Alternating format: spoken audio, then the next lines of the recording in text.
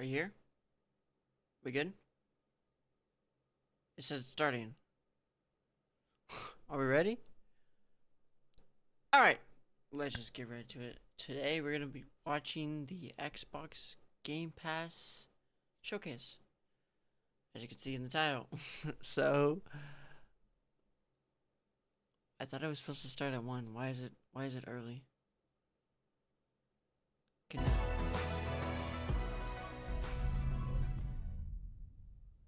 Oh, ready? Okay, let's go. Why is there Halo music?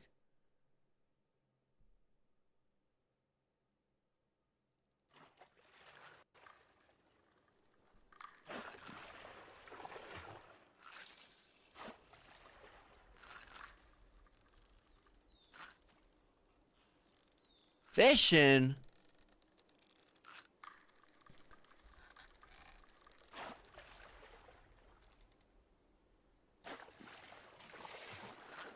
Minecraft do? Oh, let me do it in full screen. You guys can hear that, right? Good. Oh, maybe yeah, let me fix the quality. Gotta make sure everything... Why is it in 48p? Alright. Don't know why this showcase is in 48p. That's weird.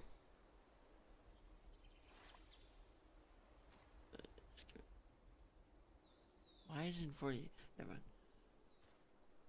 Weird. Look it on you guys' end. Hope so. Don't know why. I guess we can wait here for 30 minutes or do whatever. I mean,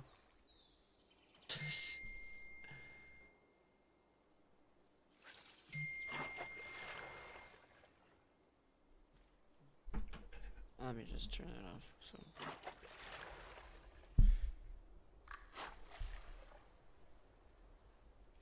Well, let's see if I can. Oh, don't want to do that.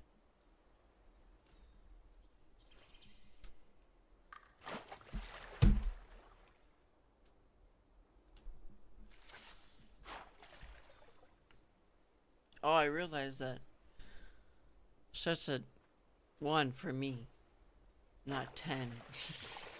So I woke up at like 9 o'clock this morning. No, actually 7:30 in the morning. Come to find out, it doesn't start until 1. Why does it take that long? I literally got up for nothing. Well, I guess I can just show you my stuff. Whatever. I have a Luke. Can you see that? Here. Let me fix something. Turn this off. Okay, so I have a Luke Skywalker. Young Luke Skywalker. You can't see that. There's a ring landing. Right there. See it? Okay. And then I have a Obi-Wan Kenobi from this show. Looking good. Bunch of other things. I have that ray gun. Back there, if you see that. I don't know if you can see that here. Right there. Actually, I don't know if you can see it. You might not be able to see it. I have a Deadpool from the, the movie Deadpool Wolverine, the popcorn bucket. Yes, I got it. Loved the movie. It was amazing. Especially the, well, everyone's gonna say like the bye, Backstreet Boys. That song in the beginning. Spoiler if you didn't see it.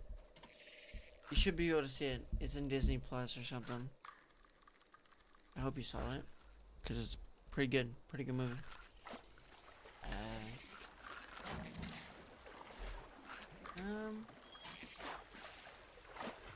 And nothing. Oh, you guys see that? Just gonna put that right there. So I guess while we wait for 25 minutes, we can play a game or whatever. Or can just wait, be patient. Or I can show you like switch light 2.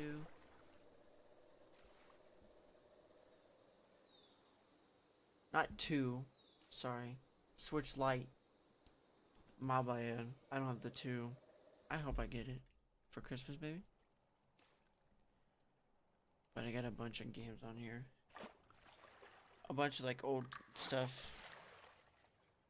Like the old generation. Yes, I wasn't. It did seem like I was born there, but when I was little, I had a Game Boy, like the original Game Boy, and then I had a Genesis.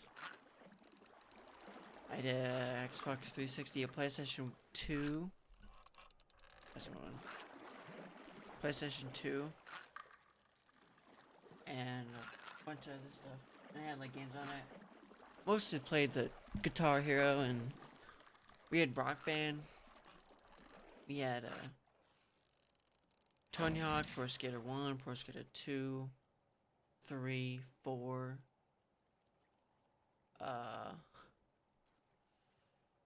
What? But yeah, whenever I would go to cause in my papa's, I would go over there and he had a Sega Genesis, in like the shop area, and I would go in the back and just play the Sonic 1 and 2. But for the life of me, when I was playing Sonic 2, I could never get, not Sonic 2, Sonic 1, I could never get past the level. I think it was like the forest one. Is that I can't remember what it's called. But it was some forest one, and I could not get past whatsoever. I was just stuck. I kept dying over and over again. I'm like, I don't want to play this anymore. But yeah, that's what I would always do.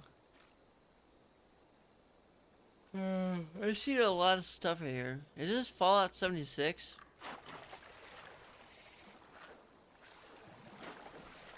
I think this is Fallout 76. Yeah, because I'm hearing like these weird doo-doo, whatever. Because didn't Fallout 76 do like a fishing update? What? I don't really play I used to play Skyrim. That was my game. I used to play Skyrim a lot. And remember, back in the day when there was no mods, and you had to get past the troll whenever you get to. I mean, nowadays you can just pass through it with mods or just completely skip it. But oh my god, every time I'm going that map, I would always die from that Yeti. I'm like, oh my god. I would have the weakest stuff and I would always die from it. And I'll be like on like whatever difficulty, and I'm like, still can't pass it. Sorry about that. Still can't get past it. I'm like, what the heck?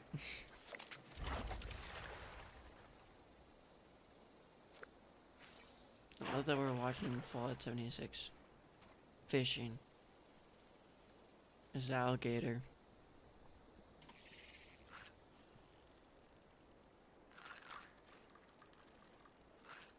Do you crash something with the fish? Do you cook it? I'm assuming you cook it. What I'm really hoping for is Forza Horizon 6, like a trailer, maybe. Because it seems right, because when's the last time, was Forza Horizon 5 came out like 2022, 2023 when there? So I would assume 3 years maybe. And they might do a trailer whatever, and it won't come out until like next year. That seems right, like summer of next year. I don't think it would come this year. I did see a lot of people saying that Forza Horizon 6 will come out later this year. I don't think so. Especially with like all the updates they had in Forza Horizon 5. Like the retro, all the DLCs, Event Lab, the Hot Wheels, the Rally Adventure, like all that.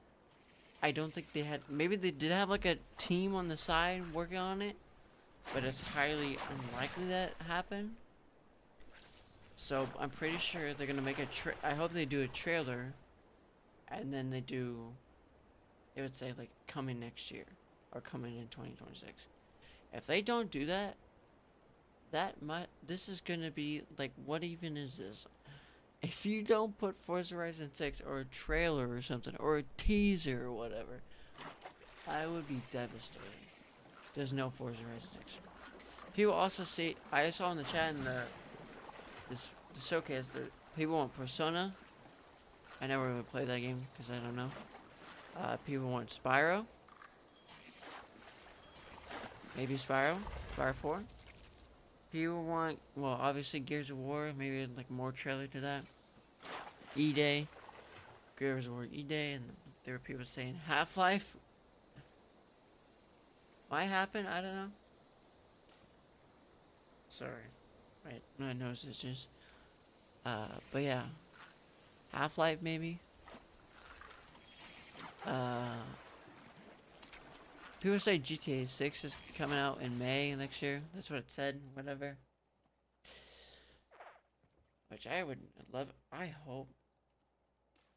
You know, I do hope. I hope they add GTA 6 on Game Pass. Because I know what they're going to do. They're going to add it to. It's either going to be on PC and console, or just console, or just PC, because it's more like, well, I think it's only for next gen, so like PC, so maybe it is gonna be on PC and console, for not older consoles next. Actually, I don't know, did it say it was gonna be on older consoles? I don't know, but I feel like it would most likely be on next gen, especially with the graphics and everything. And I think the GTA 6 is mostly going to be for like the 40 series and the 50 series. I don't have that. I have a 3080. So I'll probably have to upgrade my PC for that. And let's see. People say new Call of Duty. I mean, Call of Duty's alright. People say it's a mix pretty much. On Steam, the reviews are overwhelmingly negative. Overwhelmingly negative. It is not good. It's always, whenever I join like when I used to, I would never play multiplayer, because there's gonna be one of those people who like be like, oh, you suck, blah blah blah, but you're trash, blah blah blah, all these other things. I'm like, it's just a game. Why do people have to get like talking dog trash and everything? It's just a game. Yeah, now I realize every game that I've played has always been competitive. Like, Call of Duty is just competitive. Every time. It's not fun. And half of the time the game is broken. It's so broken. Especially when the frame drops. I'm like, why? Why would you add more DLC when you can be fixing your game? Like performance issues and like literally I'll play zombies and I'll be lagging everywhere. And I have good Wi-Fi. I really have good internet, and there's no way I should be lagging that bad. Don't be adding DLCs. If you have a game and you think it's gonna go well, or think it's gonna go good, it will. Probably it would go good, but there's also a thing that it might not go well. Because people are gonna say, oh, the performance is bad, the graphics are bad. Sometimes it doesn't load, sometimes it doesn't do this, sometimes it doesn't do that. Sometimes you just have to come with the fact that you're gonna have to love the game the way it is. Cause not all games. not all games is gonna be perfect. There's all gonna be some bad games. Cause I've seen a lot of people playing like a bunch of bad games, like you know, like a bunch of like YouTubers that make like one of those channels where they like sleep whatever for like when to fall asleep to. There's a bunch of like people play bad games, a bunch of good games, whatever. Uh, but yeah. And by the way, there are some bad games that are good. Like there are some bad games that are good. Not gonna lie.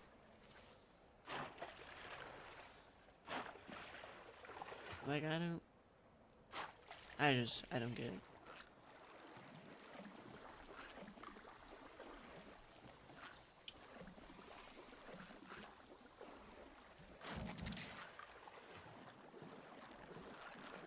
They do need to fix this quality on this. Like, why am I? Why is it at 4080p? That's crazy. I should put subtitle so you guys can see it. 14 more minutes. It's 12:45. There should be another guy streaming right about now. I went early because I thought it was coming, but no, it's not. They just changed the screen. Why are you watching this? Why? Why?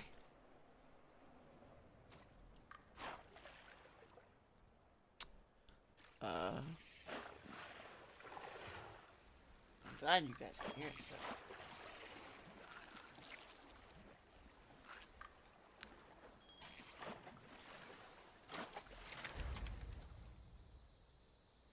Well, how expensive is a Switch Lite? Not a Switch Lite. A Switch Lite. A Switch 2. How expensive is it? I bet you it's like 500 or something. And I heard that GameStop did like a kind of like a thing with the Switch 2 or something like that. I usually look at Amazon, but I don't know. Here, let's look at GameStop. Let's see how much it's expensive there. Because if they're cheap, go live.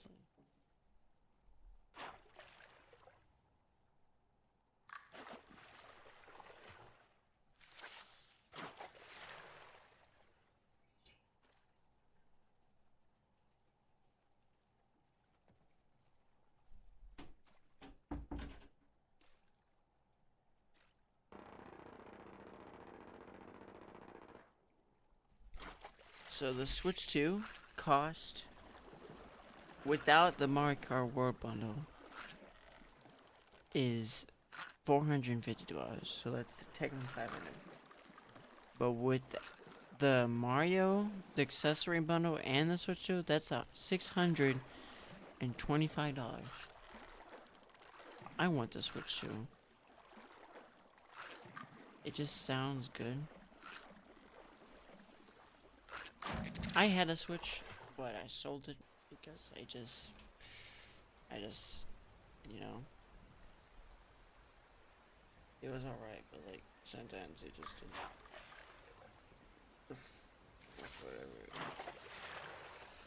Whatever. Yeah. Okay. 18 minutes.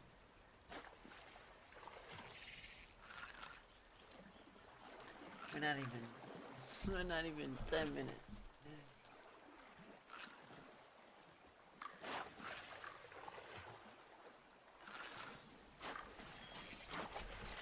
I guess I could just flip my fidget spinners or spin my fidget spinner. You remember we used to have these? Yeah, I have one. I used to love these things. Sorry if I can hear that. But I love these things. They're pretty cool. I use it because I have ADHD, so it's not really. It's a good thing that I have these. It helps a lot.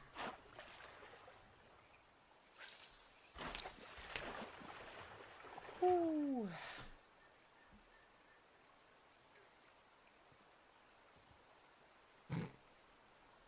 Well, I guess.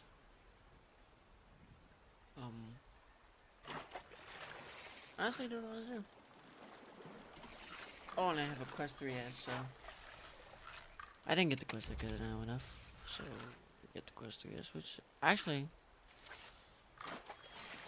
if you're getting a quest, like everyone said on YouTube, because I was looking like, what's the better option with the quest 3 or quest 3S? They said if you want to save up your money and go for, because the quest 3 has 4K, like all this good resolution. This still has like the same graphics as the quest 2, but it also has a better processor than the quest 2. It has the same thing as the quest 3, the Snapdragon XR2 or something like that. But yeah, so I just went with the quest 3S, which is pretty fun. It's pretty good, better than what I had. I had the quest 2, way better. And the quest 2, it would overheat. I'm like, why is it overheating?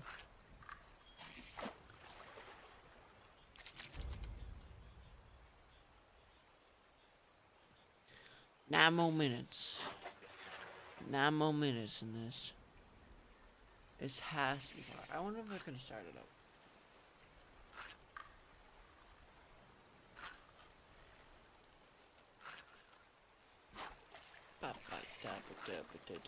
So, oh, by the way, I'm sorry that I haven't recorded in a while.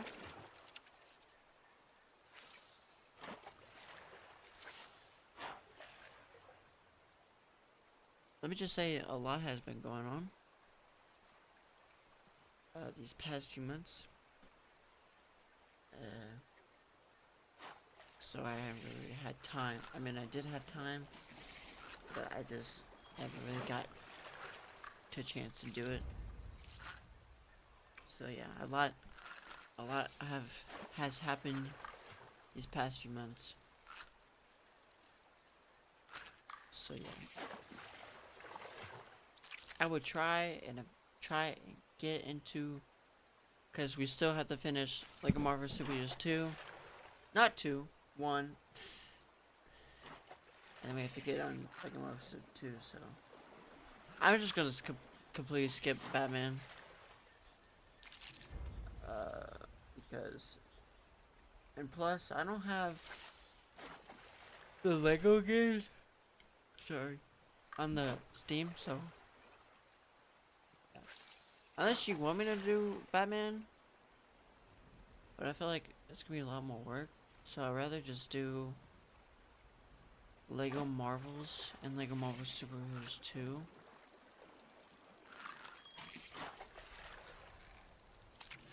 But, yeah.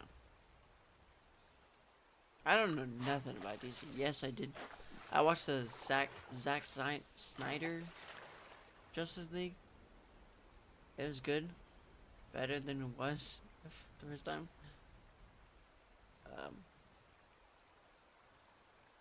It's longer. Is it like 6 hours or something like that?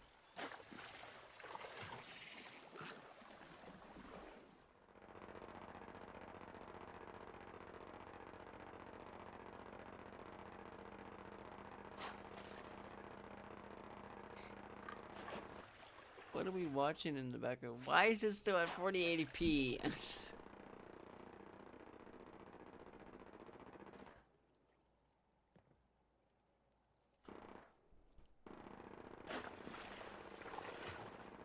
I can't go any higher. It's stuck on 4080p. And it says 4K. What are you talking about? It says 4080p right here. Oh my goodness. Excuse me.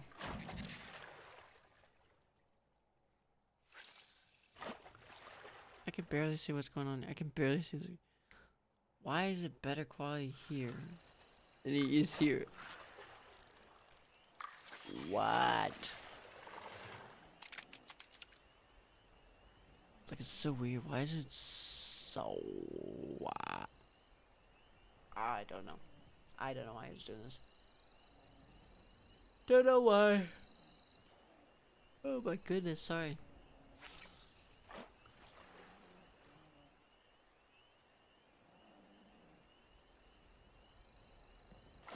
You need to be honest. I'm just throwing this out here. Imagine, just throwing this out here. If you want Forza Horizon 6, I hope there's a trailer. But imagine, just throwing it out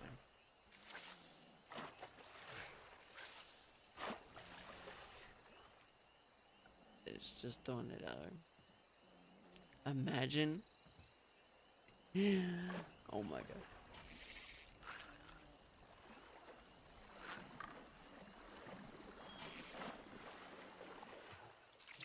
I'm thinking. I'm trying to decide of what, like, out of nowhere that's gonna be like what? That's impossible. There's no way. But imagine a new Portal. A Portal, like, you know, like Portal 1, Portal 2. Imagine this third one. I'm just throwing it out there. Imagine this new Portal game. That'd be crazy. But also imagine. Oh, imagine. Sony. Imagine the Insomniac Spider-Man coming to Xbox. I know that's not gonna happen. But imagine, literally, Insomniac Spider-Man coming to Xbox Game Pass. Same, but it's not gonna happen. Just I don't know. All you see is Spider-Man. I'm like, what? They just add 1 and 2 and Miles. I'm like, I'm getting that right now. I'm getting that right now on Game Pass.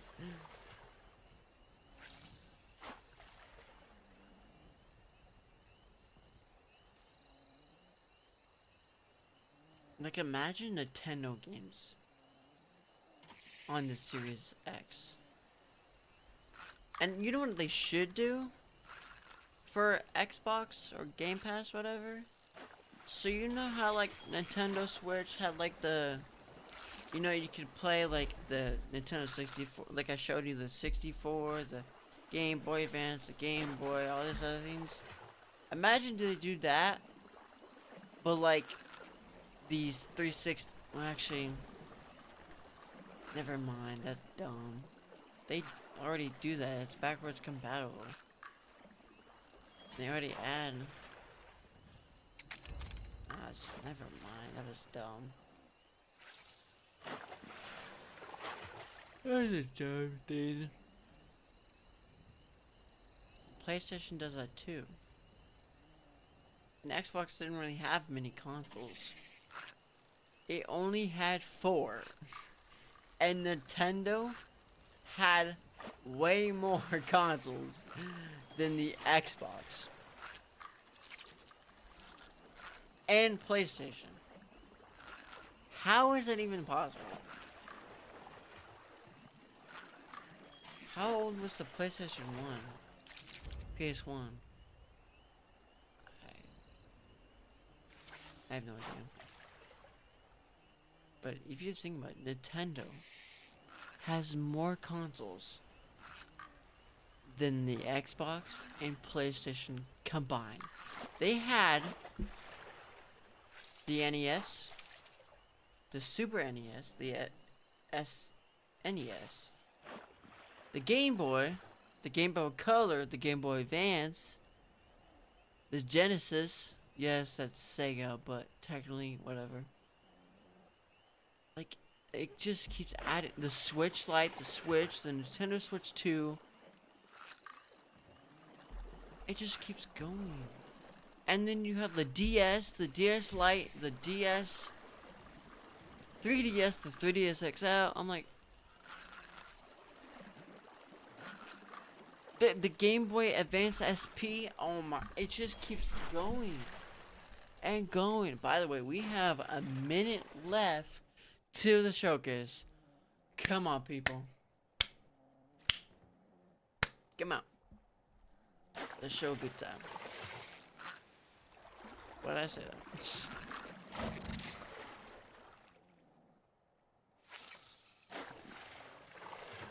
By the way, can we change the quality to 4080p? Why is it at 4080p? I don't know. Is this something wrong with my settings? I don't know, cause I don't know.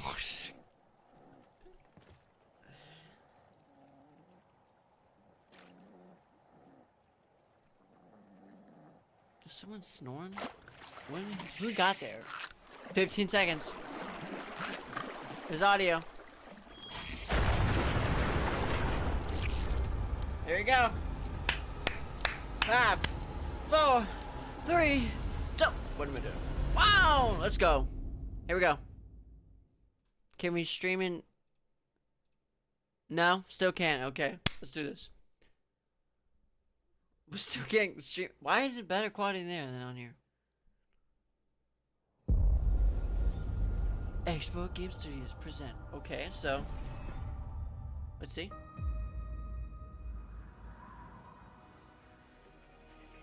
Borderlands? Oh, it could be Borderlands.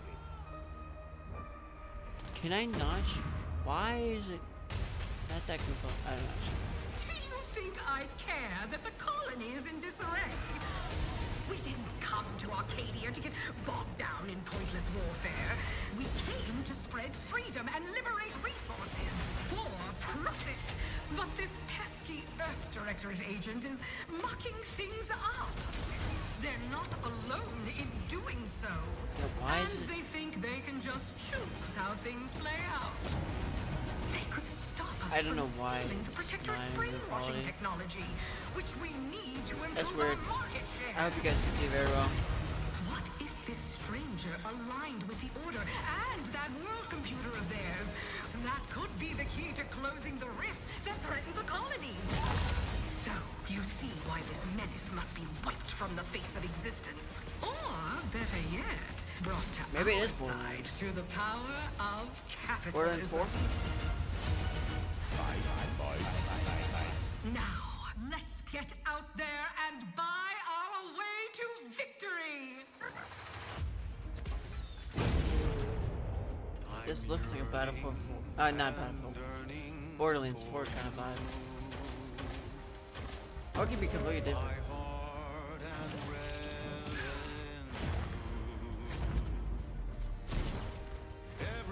Hold on. What if I refresh the game? I'm gonna be doing this. There we go. I had to refresh it. Oh my god. Oh, I'm so sorry, guys. I had to refresh it. Here we go. Now we're gonna quality. They got. Yeah, this has to be Borderlands 4. Obsidian? Okay. Yeah. But it could be, I don't know. The cost may be Obsidian. high. One day, Okay. I know you'll be mine. Someday, perhaps Alright, that was weird. for now I'll take one This that's is like a steampunk kind of vibe. Like a Wolfenstein maybe? No, but it's not Wolfenstein. for you. Oh, he just brings up. For you. Oh, Outer Worlds 2. Oh, okay, never mind. I thought it was Borderlands. Adventure made for capitalism by capitalism. Inflate our impressions and egos by staying tuned after the showcase. Alright. I don't really play that game. Let's see. We're preparing. Okay, here we go. Premiere. Let's go. Let's go. Let's go. Let's go. Babe, what's wrong? I'm sorry. I've just been so depressed lately. You know, it would fix everything. Humanzaprom.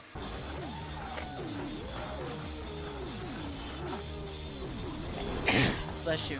Oh, I know what this is. Isn't that like one game with like the guns talking and everything? Yeah, I thought so. I forget what this is called. It's like when you're high or what? It literally looks like if you're on drugs. Again, don't do drugs, kids. It's not good. But this game just literally looks like you're on drugs. I forget what it's called. This is like DLC or the second one.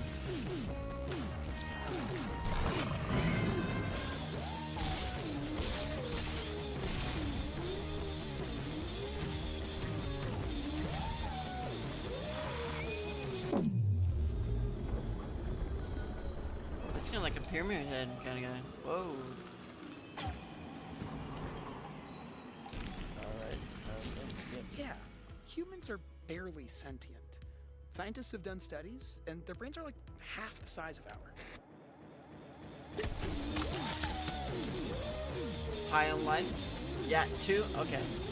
I thought it was like DLC or 2. No, it's 2. Coming this winter, 2. Alright. Second one. Another back to back. World Okay. premiere. Forza, come on, come on. This is not Forza, man!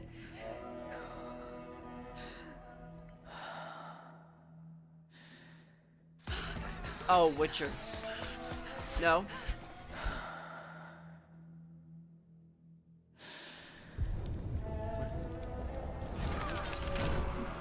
Assassin's Creed. No, there's no way. They already made one.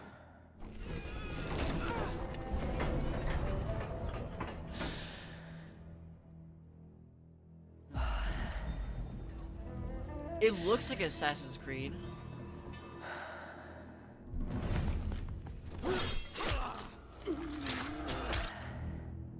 But I don't know.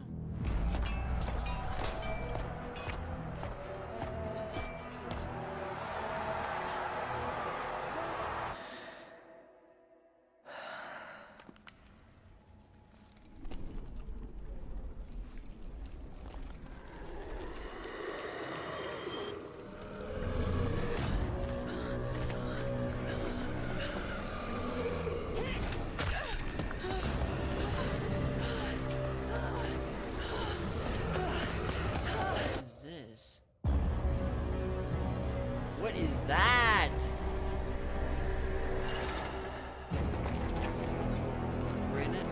Renaissance? A Plague Tale's Legacy. Crazy. That is crazy. Please get a Forza.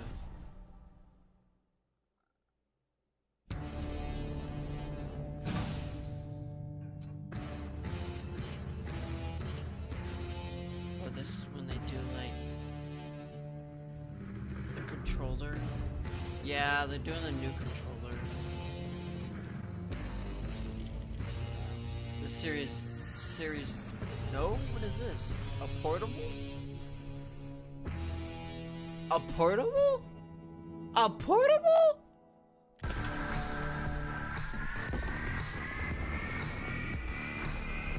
No way. A portable Xbox? Like the cloud, whatever? ROG? Wow, this is crazy. Even Red Dragon? You can play Gamepass? Wow, you can play it? Just like that. How much is it though? How much is it though? That's pretty quick. Oh, you can switch. Oh. Does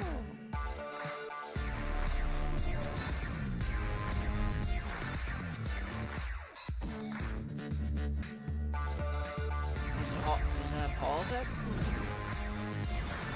And that's the screen probably OLED. It doesn't look like an OLED screen. I think it's just an LCD. There's the X ally, and that's X. Okay. At Xbox, we strive to put the player first. And that's what you've seen from us over the years. We've led the industry with backward compatibility. We championed crossplay and cross-progression. We deliver Gamepass, first on console, then on PC, and with cloud gaming. So what's next? How can we give you even more freedom, more choice, more ways to play? Our next step is to unify your gaming no matter where you buy or play. So we're building an Xbox experience designed for players, not locked to a single store or tied to one device. The Xbox Ally is an Xbox you can hold in your hands, bringing together the power of Xbox and the freedom of Windows. On this Xbox, you can play games across your entire library, including all the Windows PC game stores, from Xbox and Battle.net to Steam, GOG, and Ubisoft Connect. Ooh. And the highly anticipated Hollow Knight Silksong will be available at launch and in Game Pass when the Ally releases later this That's year. what people In wanted fact, too. every new game you see in today's show will be playable on the Xbox Ally. Wow. We have always wanted you to have the unique experience of Xbox on any screen. That's why we're investing in Xbox Play Anywhere. Whether you're playing on console, PC, smart TV, or any Windows handheld like the new Xbox Ally, the Xbox experience roams with you. Your library, progression, friends, and achievements. There are over 1,000 Xbox Play Anywhere games on Xbox today. Forza And 5, every okay. new game you see in today's show, from our partners and our studios, is Xbox I thought it was Play 6, Anywhere. but it was not 6. It was 5. And because it's Xbox, you can always have access to Game Pass with a diverse lineup of games from the biggest franchises could even to play critically Spider-Man. acclaimed indie hits. This is the freedom we Just believe realized that players you can should play have. Spider-Man Any on game, Xbox. anywhere, and we are Didn't giving it I our just all say every that? day to make this vision real. But it all comes back to the games. From Dead to Rights on the original Xbox to Armored Core 6, our relationship with Bandai Namco Entertainment has stood the test of time. We both believe in bringing amazing experiences to players around the world, and their next game does exactly that. From Rebel Wolves Studio, this is a story-rich action RPG steeped in dark fantasy that I can't wait for you to explore. Thank you, and enjoy the rest of the show. Didn't I literally was assuming, just throwing it out there. You could play Spider-Man, Insomniac Spider-Man on an Xbox. 1, Miles Morales, and 2. Oh my gosh, that's crazy. They're going all out.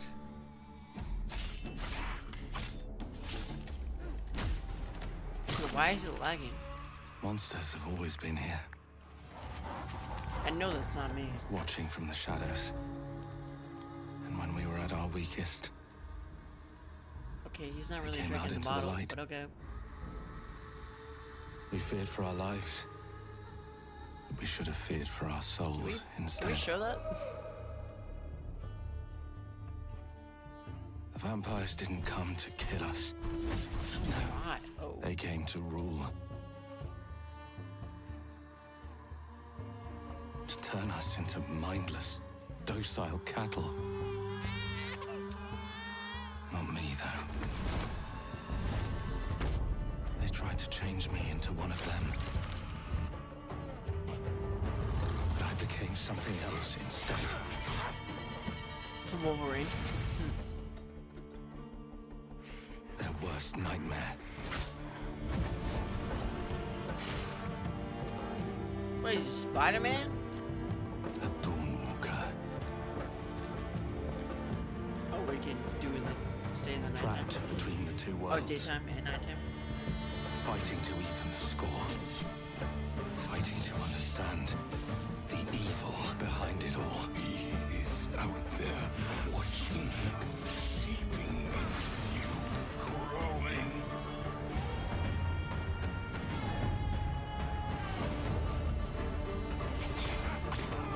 That looks good.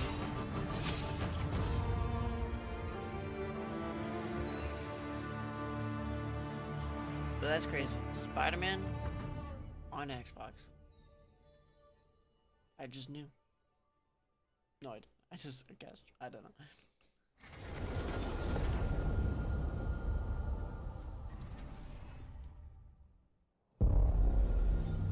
Forza, World please! premiere. Forza, please!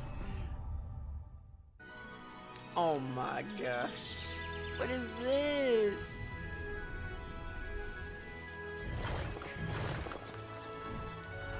Mario? Oh my goodness. No shot. What is that? Super Meat Boy. This game was so old. Oh my. But it's so good, but so rage inducing. That's crazy. No one has ever. When's the last time Super Meat Boy was in, like, the last game that they made? It was like on the 360.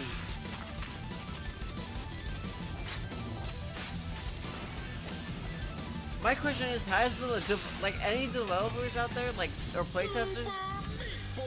3D. Oh, it's 3D, yeah.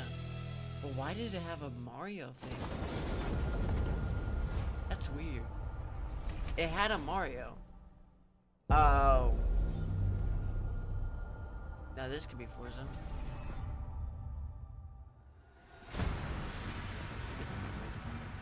It's not.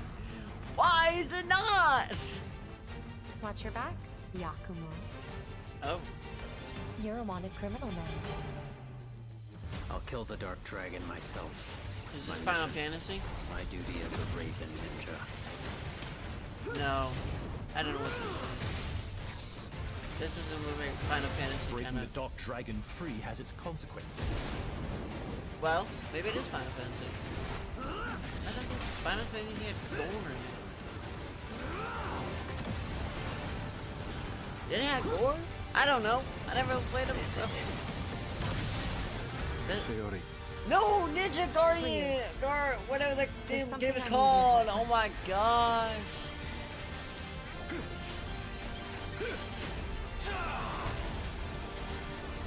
Isn't like this the fourth one or whatever? I knew it wasn't Final Fantasy because there's no blood in Final Fantasy. And Final Fantasy is like an RPG, right? This is crazy. Look at all the monsters. Oh my goodness. Why did I say that? Oh my Dark god. Dragon is mine. That. Hello? Hello? What was that? Starting off strong. Starting off strong. Right now. Starting off strong. Is that weird?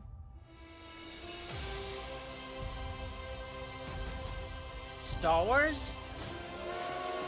Oh, wait. Here we go. Oh, it's DLC maybe? It probably is DLC. What are you doing, Jones? Yeah, it's DLC for the next movies.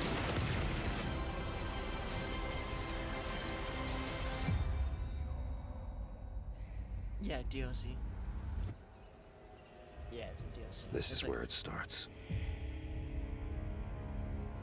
I thought it was like something Beneath else. the streets of Rome. Lucasfilm? Star Wars? Enter the city of Antioch.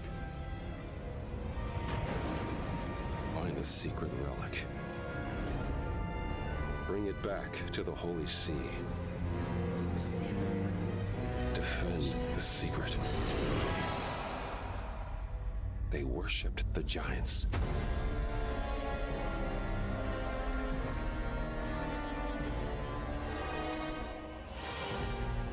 The Great Circle? The Order of Giants. Okay.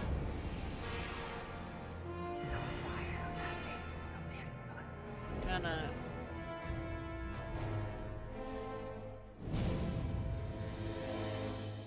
Well, that's. But like. I like that game, but I also don't because it's not in third person. I'm not like. The World premiere. Forza? Maybe, please? Oh my god. はるか昔この国に輪廻の獣が Oh, 現 it's れ just like circle thing. That's a big giant tree, by the way. 輪廻の獣は汚れ No, を吐 that's not a tree. That's a I horse. was No, saying not a horse. something That's a deer. Oh, it's just like. What's it called? Again, why am I losing? Is it just the thing? I have no idea what this is. There's a wolf has a cabana.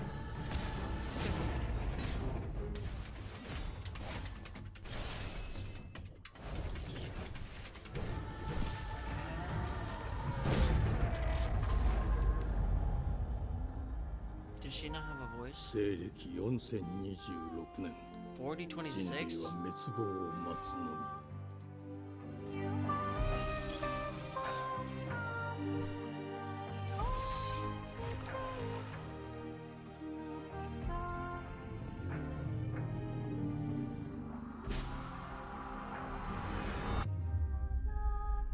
Beast of Reincarnation. 封じ後エマ、お前こそが輪廻の獣を滅ぼす刃となる。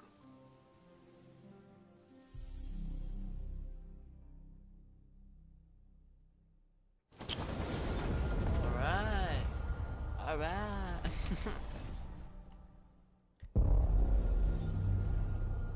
Forza, anytime, you know, just gonna show it, you know. The glittering streets of Avalon sure do shine. I don't know. Because they sent know, their guys. filth down to us.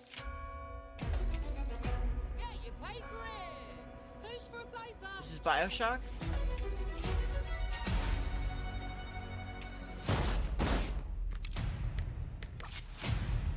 Here's to playing in the mud.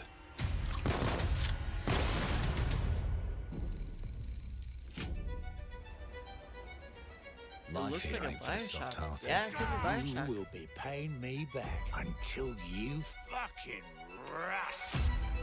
Sure. It ain't for the spineless. Keep your filthy pickers off me! And as sure as shite ain't for the decent. That's a clean sweep for one. There has been Isn't that a bad word? crime! Justice itself has been affronted! I have been burgled! Lord Griswick. Burgled! Yes, I got that part. Do you know anyone who might wish you ill?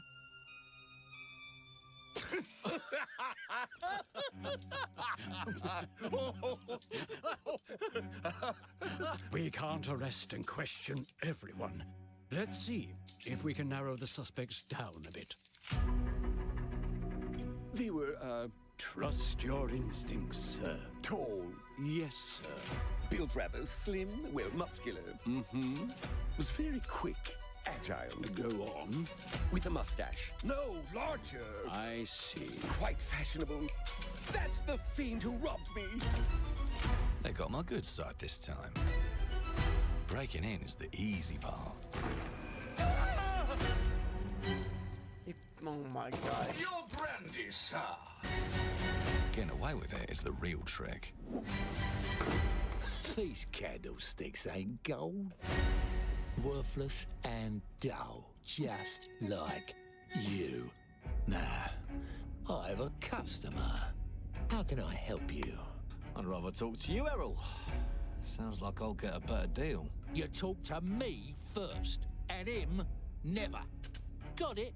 Uncle's a bit touchy, ain't he, Errol? Touchy? I say I'm touchy! There. Anything else you'd care to say to Errol? Brains. If I hadn't seen it with my own eyes, I wouldn't have believed it. Round here, it's all sharp edges, empty pockets, and blood on the cobbles. Goodbye, Silas. No, no!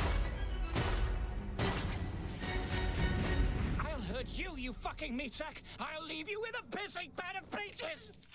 You'd either got a gang at your back, or a knife in it. We're family here. Family takes care of its own. Can't put a price on that, can you? Them's in charge. They don't keep order. They keep power. Take this thing into the crucible and melt it. They just want us beaten, broken, and too scared to fight back. I don't want to kill him. That's why it pays to be clever and well-armed.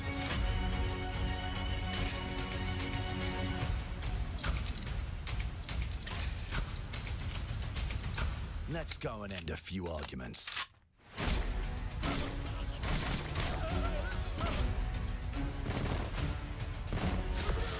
Don't get cocky. They've got a weapon far worse.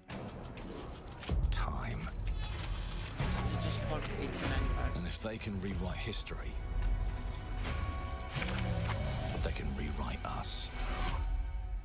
But look who just found Mummy's keys. Now I can fiddle with time. Put the bullet back in the barrel. Bring the chaos to a crawl. Take a mistake and make it like it never happened. We can change the world as we know it. One choice at a time. And I can even go back and change the past to change the future. And let me tell ya, the hunters don't like it when the rabbits got the gun.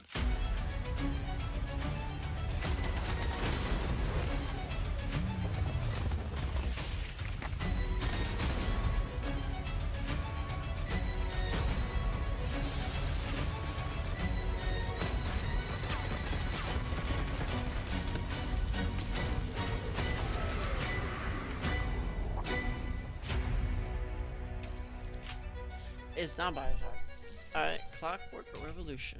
Now let me alone and piss off! Alright. You can do that. Our creative teams are dedicated to bringing players award-winning, record-breaking, critically acclaimed games. Call of Duty, Black Ops 6 from Activision, Doom, The Dark Ages from Bethesda, Diablo 4, Vessel of Hatred from Blizzard, and Avowed from Xbox Game Studios. All of our teams across Xbox First Party are shipping their most played games ever, and they're also delivering more content than ever before. From original single-player experiences to vast online worlds, our teams are empowered to build the games they've always dreamed of. We want our players to have the choice and flexibility of where and how they play the games our teams make. So of course, our games will be available day one in Game Pass, and every new game we make for both Xbox consoles and PC will be Xbox Play Anywhere. On behalf of our creative teams, thank you.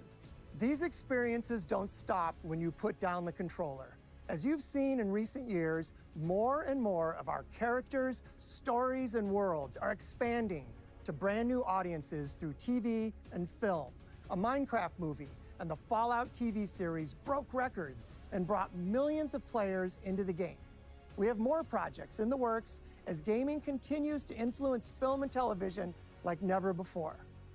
When it comes to growing new franchises, Obsidian is having a year like no other. From launching a blockbuster new game like Avowed to the upcoming release of The Outer Worlds 2 this October. Obsidian is always delivering great games, and they have a third game launching this year. You'll get to go deeper on it in our Direct, but until then, let's take a look.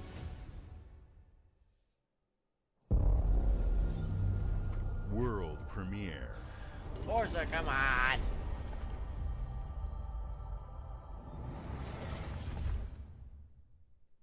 I told you, you can't run from me, you foul beast!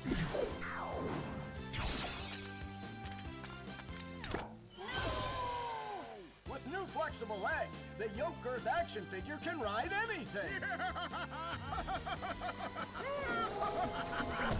Breaking news. There's been an explosion at Brook Hollow Park. Chaos descended on a ceremony commemorating the 2-year anniversary of when 4 teenagers were miniaturized against their will and left to fight for their survival in the backyard of a deranged scientist. Formerly evil company Ominent Practical Technologies was set to dedicate a statue of the 4 teenagers, fast food science robot Burgle, and Dr. Tully when an explosion erupted. I know what this is. Dr. Tully and the teenagers' current whereabouts are also unknown. Yeah, I know what this is.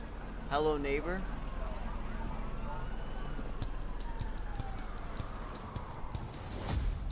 You gotta keep them separated.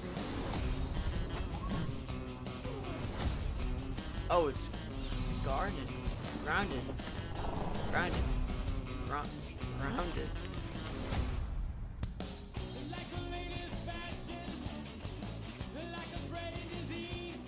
Honey, who shot the kids?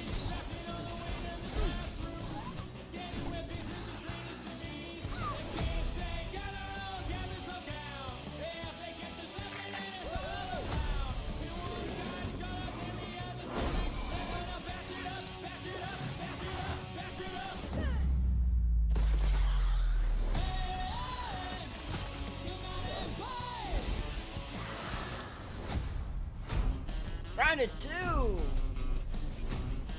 Wow!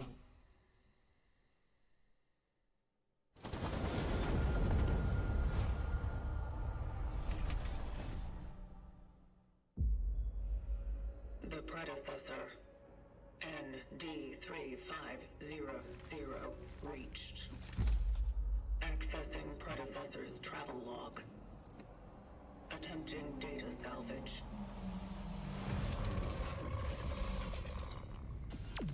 I have encountered an unprecedented orphan. It was in a state of suppressed recomposition. The behavior pattern of the orphans populating the area is highly unusual.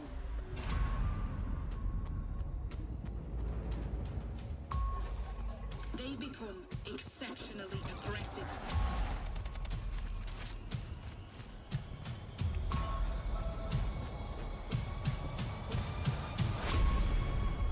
It is highly recommended to proceed with caution.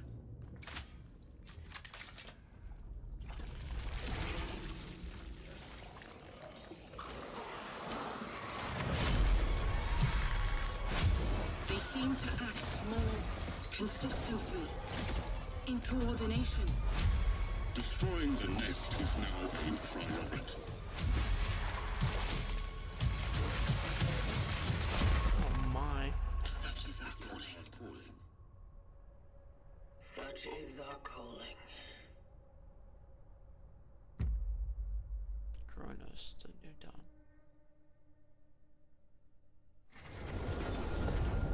Oh man.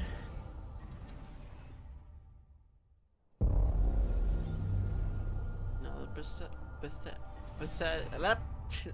app.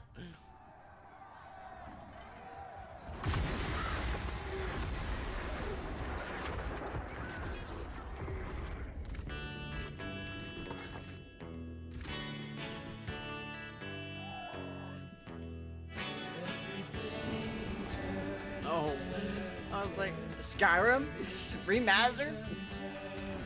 They have. Okay, so now they have pets now. Shouldn't they be in the basement?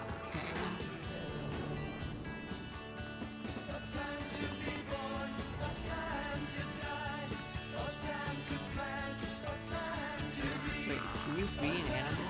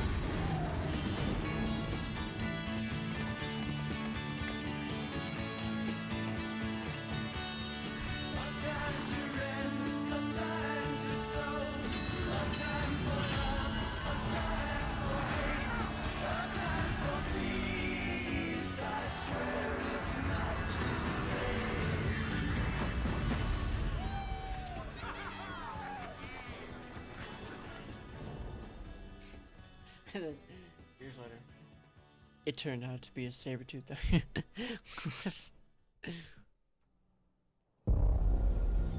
Forza, come on. Or like even Halo, like something.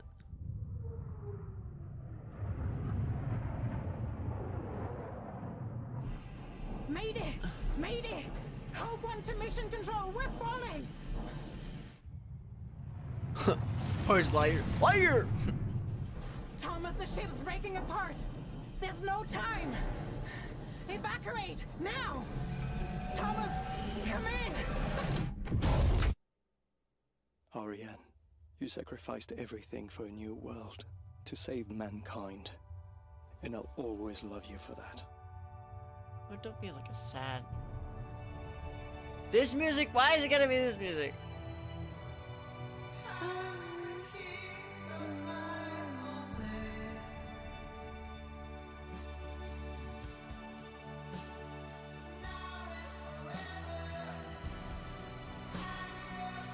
What? I'm gonna cry. It's gotta be this music.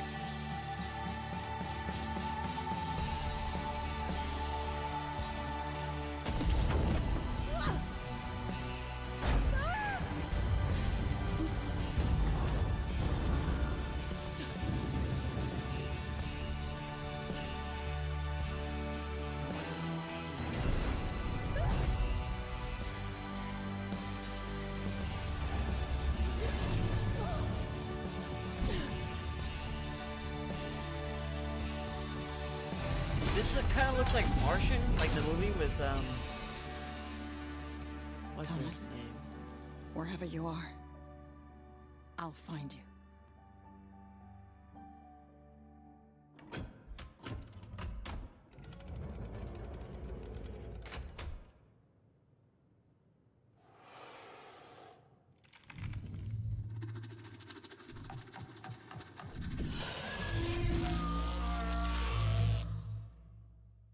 Oh, no. So he's dead. So sorry, but he's dead. I don't know what planet you're on, but he's dead. I'm sorry about that. That's gonna happen. World premiere. Please. Welcome to Oh, England, come Mr. David. on! I know this must be a shock, having never met your real father, but he left What? you this hotel in his will. It's been in your family for generations, much like the caretaker. He's a little eccentric. You'll see. Oh Let me welcome you to the Grand, a hotel famous across the land. Every room used to be in such high demand. Your wish our command here at the Grand. What is that? He gave me a gun. Hello there. It looks like you're about to do some renovations. Would you like some help with that? I don't want to renovate a hotel. Oh my god. What happens if we spray? So, my father was renovating the hotel when he disappeared? Not just the hotel. He was helping the entire village. You have his power tools. You know, you can pick up where he left off. You seem like a good man, like he was. I'm in. They don't suspect a thing. Just make sure Are we you about to don't rob? into what you're really up to. What is kind of? Because Whoa if they find my! out, What they will is Wickerman your ass. You keep looking into things, and things Oh. are gonna start looking back. Don't make the same mistake your father made. What is This happening? place, the only one you can really trust. Now the cat talks. What is this?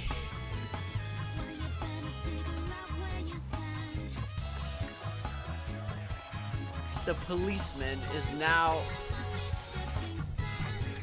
Was that the Kraken? What was that? What? Now Ghostbusters? What is that?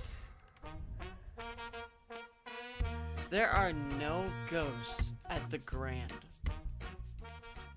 Wait, are these all dead people? Oh my god. Questions? I don't know.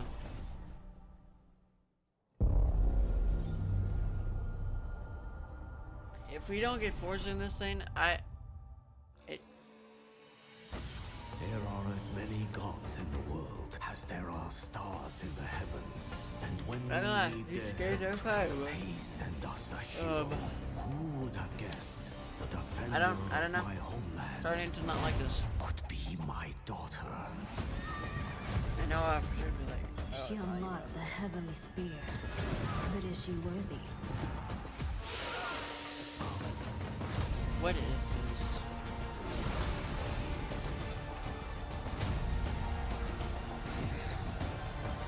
Oh my gosh. Civilization? Oh, it's Age of Mythology. Is it not?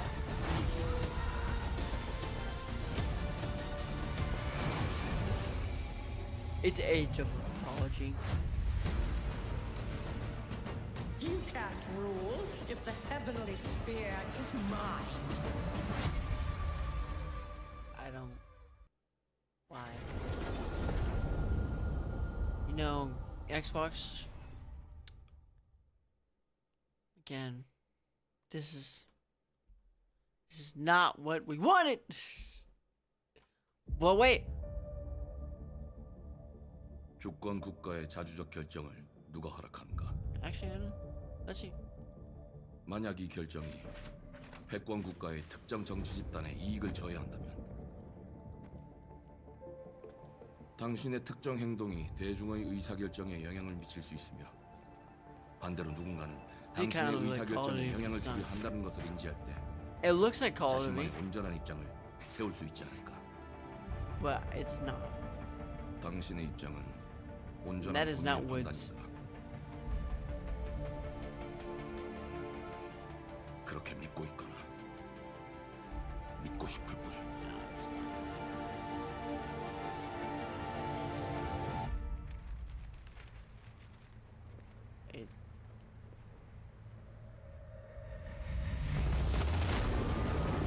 This is Call of Duty.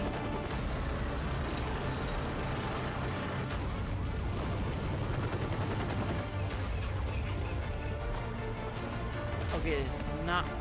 No, it's not.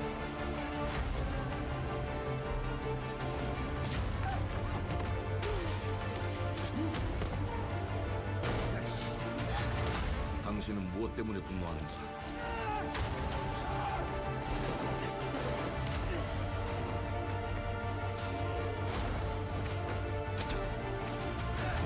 당신의 분노는 스스로 결정한 것인가? Splinter Cell? 누군가 That could be good. Splinter Cell? 당신의 분노를 이용한다. Oh my gosh.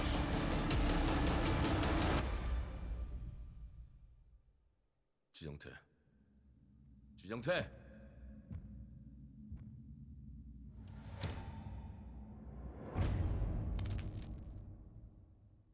I don't know. I really don't know. I don't know. You know, just Forza. Maybe Forza. World premiere. Oh. Oh my god. What is that? This is Transformers. What is that? Te kemaite mana. Muite unanite waiora. Dia.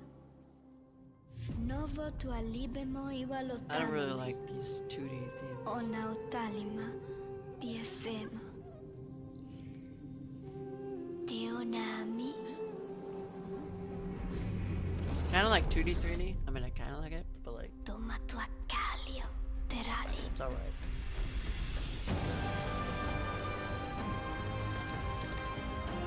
Kitty.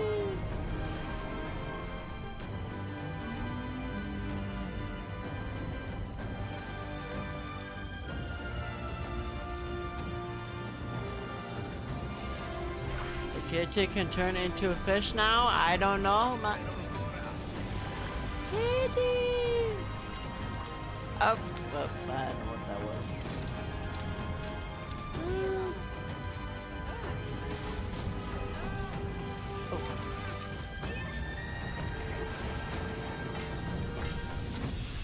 Lightsaber battle? Kitty!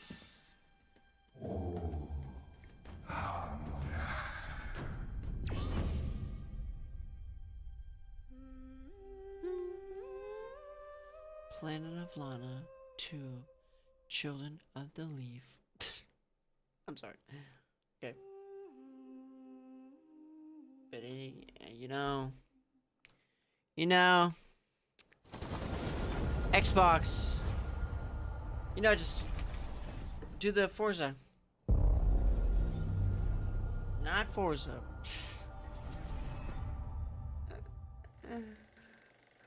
I don't care about Fallout 76. We were just watching fishing. Well, hello there. Beautiful day to relax by the old fishing hole, wouldn't you say? No. When it comes to fishing, Appalachia is a land aswim with opportunity. Yes, you'll find fish of all flavors in every walk of waterway, from its mightiest of rivers to its humblest of ponds. Just step up to the bank, cast your line, and when your bobber starts bobbing, reel in the rewards. Oh. What do you got on there, Jed? Worms. And how are they biting today? See for yourself. Bagging the big fish starts with finding the right tools for the job. There are as many unique combinations of rods, reels, bobbers, and baits as there are fish in the sea. And when you've caught your fill, pop over to the local tackle shop to swap fish tails. Can you smell that? No matter what troubles plague the future wastelands of Appalachia, you can always find comfort in cozy little joys like this. You just gotta know. Why is that man wearing dress shoes? And you got another man wearing boots. Easy living. Design and build your own little slice of paradise. A place to show off all the bits and bobs you collect in your travels. Got a green thumb? Plant your own peaceful vegetable garden. And nothing warms the heart like a neighborhood cookout. Ah, community makes a wasteland Until they drop a nuke on you. Join today, and tomorrow you'll be Why are you kicking wearing a back tux? and sharing This a man, meal with friends. that guy right in there with beautiful the beard Appalachia. looks way more normal to fish. Who wears a tux? Yeah, I knew you. Gone fishing.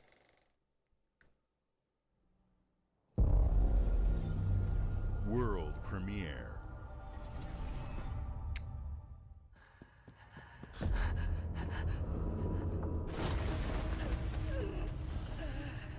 You know.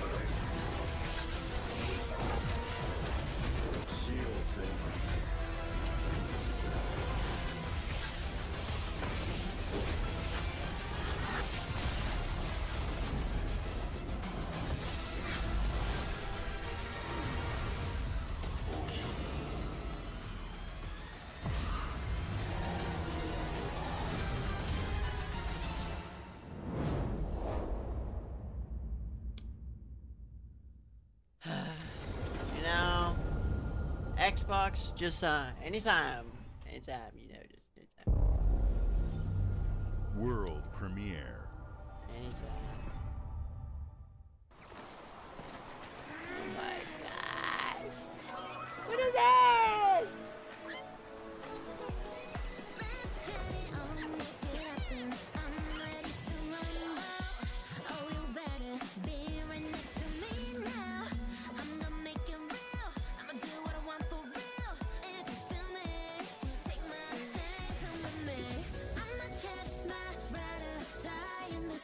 My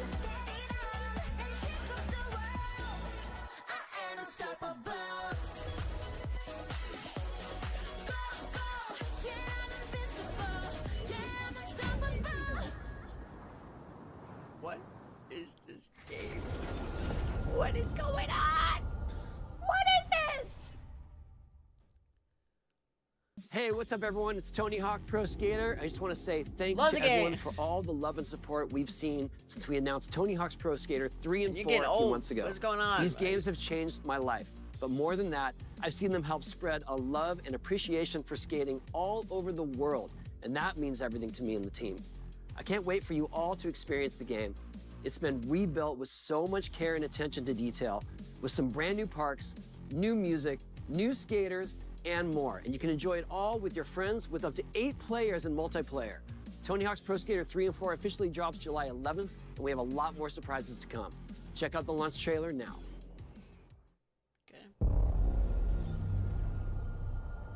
Multiplayer, okay.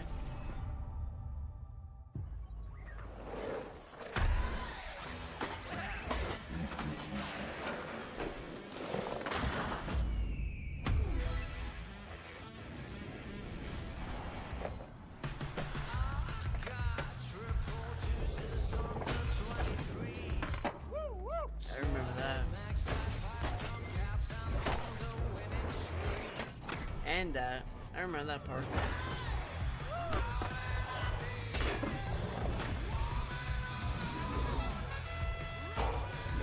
The jail, yeah, I remember that. Oh.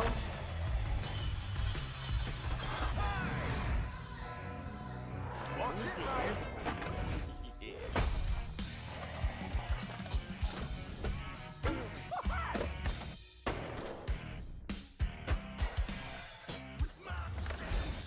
Which one was the airport? There was an airport. Was that 2? Okay. Ooh,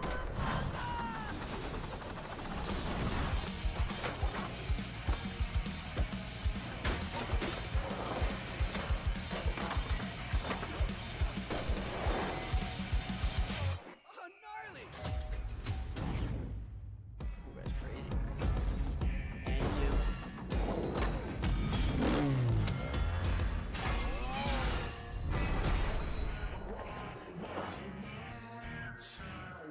The Switch 2, yeah. And the Switch.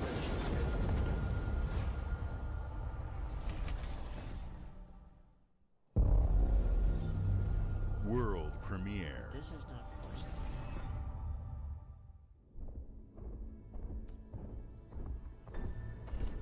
Guys, I don't know. I honestly don't know if there's ever going to be a Forza. I don't think it's going to happen.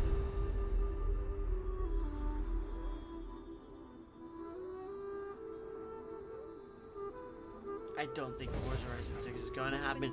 I don't know!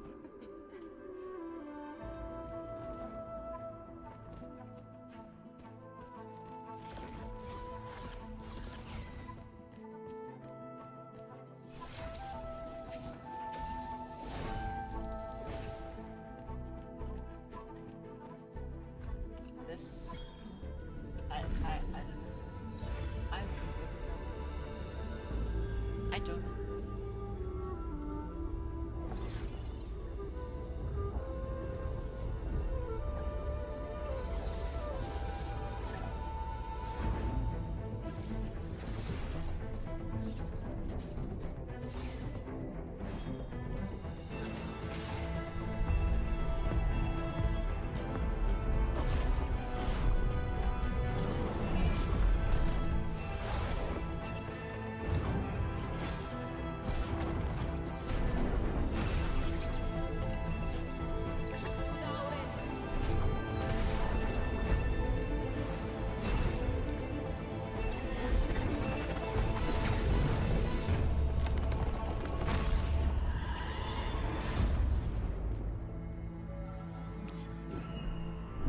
I am a god.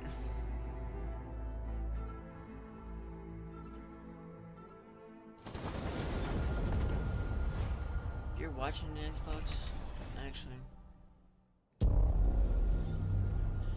Forza, anytime, anytime. Gears of War, here we go. E-Day, let's go. He died?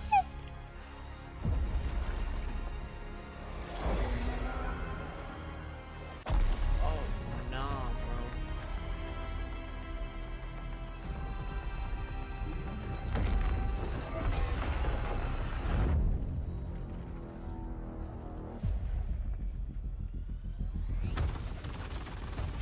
Nico decided to show up.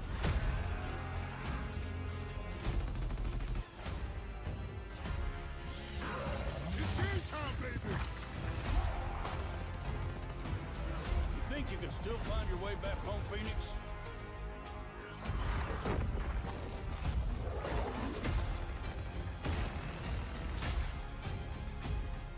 Looks like they upgraded.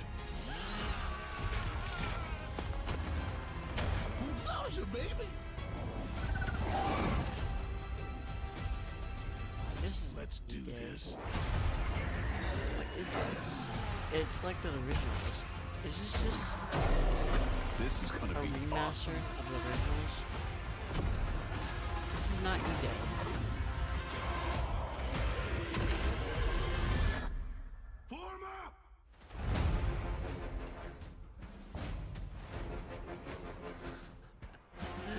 Guess what? That's crazy. Everyone in that chat right there is gonna be like, what? You know? World premiere. Forza, anytime. Oh my god.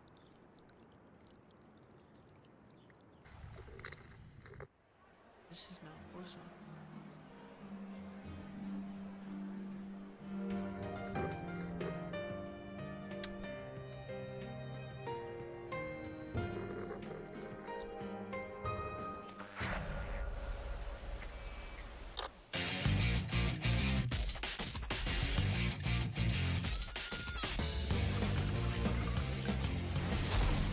Oh yeah, Persona. That was it? That's all there was? Okay.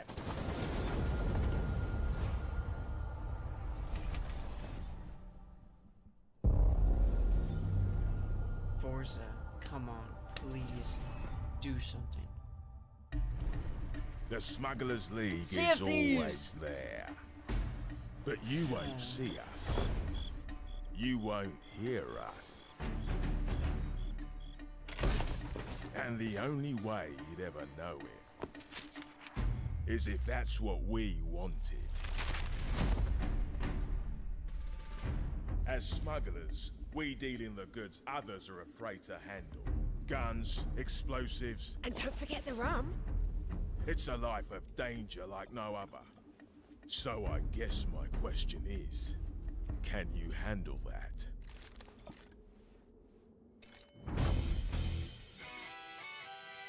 Getting your hands on gold is one thing, but you should know that this is what we're really after. The bigger the room, the better. Smugglers need to be adaptable. It's more than moving under moonlight and shadows. You should be ready to take advantage of others' misfortune. Stealing, of course, is always an option. Just do whatever it takes to get the job done. You are pirates, after all. Welcome, my friends, to the Smugglers League.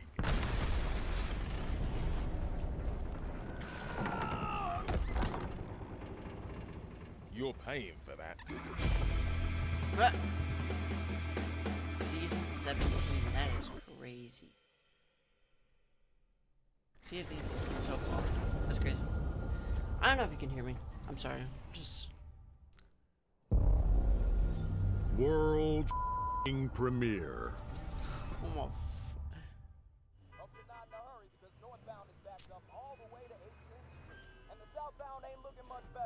This is ridiculous. Please, come on. Oh my god. What? Oh my god. Wait, Invincible? What? No, Dad. Not What? close. That's crazy. That's crazy. Invincible game?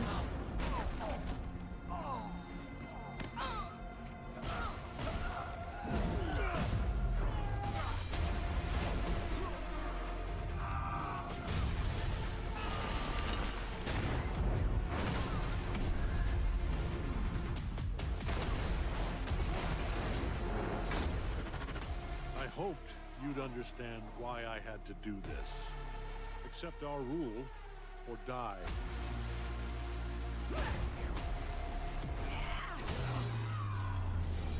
I'd like to propose a third option.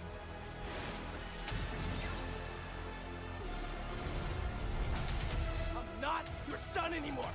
I'm the guy who's going to throw you off this planet for good. I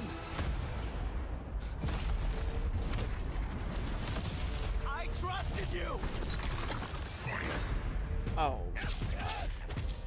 I thought it was like an open thing. This is alright.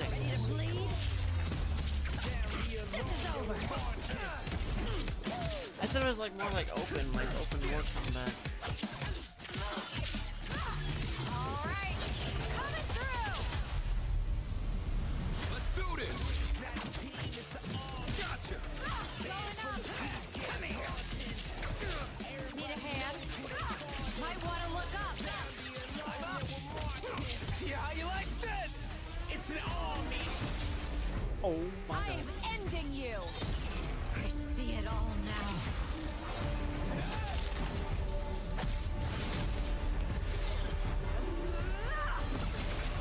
Oh my god. Oh my god.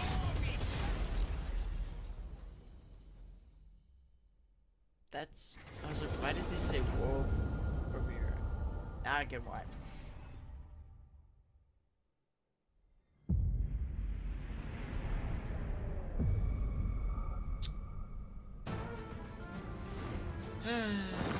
Final Fantasy.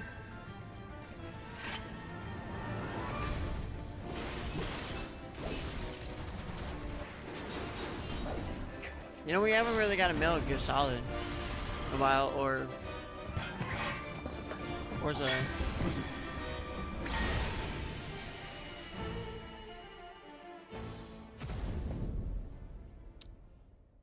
I'm here to even the odds.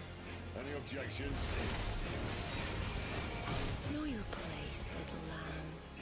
There's no one to save you now. Will answer for what you've done! Our flames are our own, and they burn as one. Come to me, Ifrit! Really?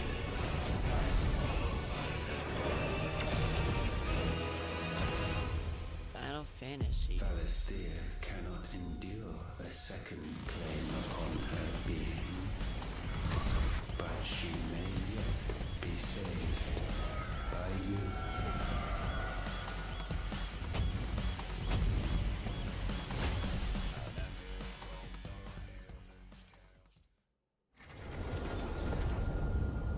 You know, Xbox.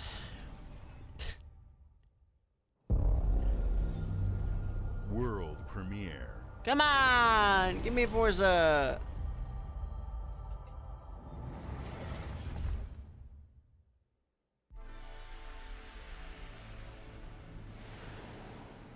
This is not Forza. I'm starting to really overthink what's going on.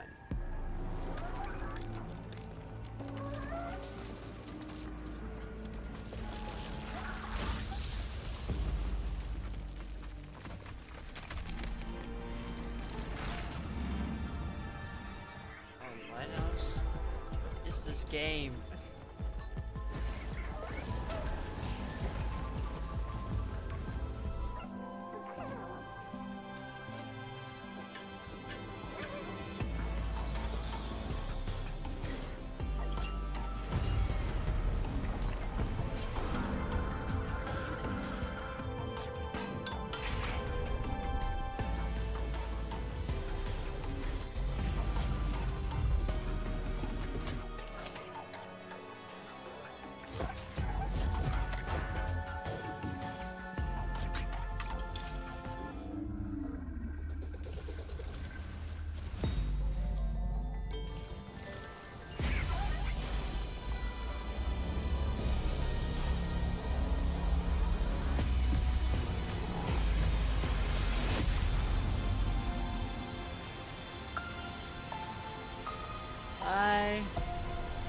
Keeper. Keeper, okay. I don't know, guys. Games like Psychonauts 2 showed how Double Fine excels at creating unique and innovative experiences, and Keeper is no exception. Looking ahead, next year marks 25 years of Xbox. It's a big milestone for the platform and franchises that you helped build and make popular. We couldn't have done this without everyone who's been with us on this journey. As we think about bringing a new generation of players to these iconic franchises, I'm excited to share that players will get to celebrate 25 years of Xbox with a new Fable, the next Forza, Gears of War E-Day, and the return of a classic that's been with us since the beginning. Today, you've seen an incredible range of games from creators across the globe. Creators like In Exile, reaching for new heights with Clockwork Revolution. Sluggerfly, making Teen Beats modern classic platformer into 3D. Fable, there was Square Enix, bringing more of the critically acclaimed Final Fantasy franchise to our players. And Team Ninja, returning to the beloved series they debuted what the on game's Xbox. called. It's called Black. You've also seen the next Xbox hardware release, our Xbox Ally handheld, which lets you bring your Xbox experience and your library with you anywhere. I hope you enjoy the breadth and depth of the games, updates, and experiences that are coming to Xbox from our partners and our own creative teams. We're seeing more players on our platform and in our games less than 500, thanks to all of you. I would get it. We're proud of the creativity that Obsidian is delivering this year. You're asking too much. Immediately after Showcase, our direct begins, where you'll go inside the studio for an extended look at the Outer Worlds 2 and Grounded 2. Thanks for joining us today. But before we get into the direct, we have a final world premiere. Enjoy.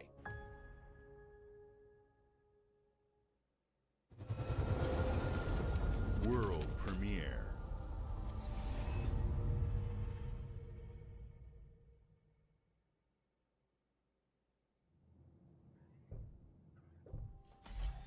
Welcome to the Guild. We have been expecting you. Please, follow me. You already know us as a global tech leader. Our software, our systems, combined with our skilled team, is designed to save lives. Your years of service have shown you the importance of our work. Here, you'll witness the global scope of that mission in action. Let me introduce you to That our butterfly's gonna be esteemed dangerous, vision. I'm gonna tell you.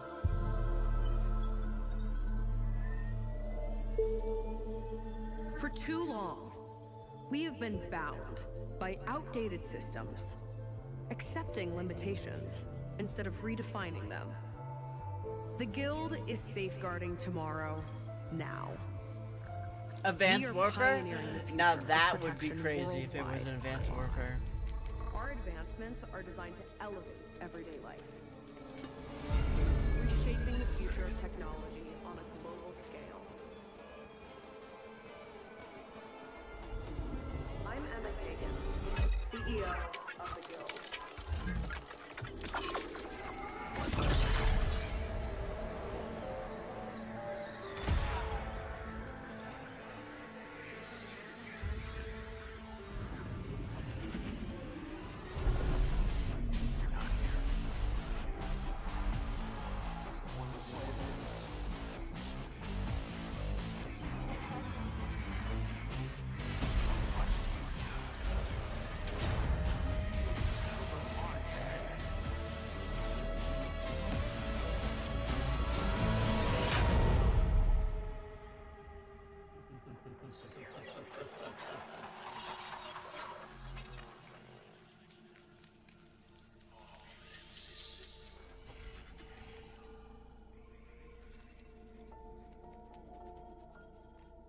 Fear is a powerful thing. David Mason.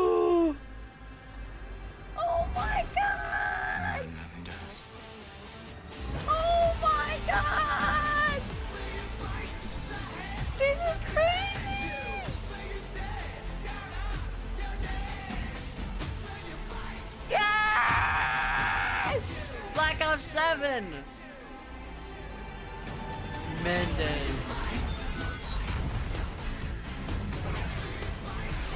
That's crazy. I was like, he looked familiar. Zombies? Wow. Black Ops 7.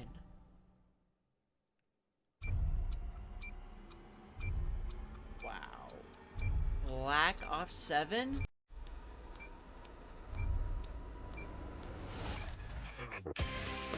Oh my goodness. We're just gonna look the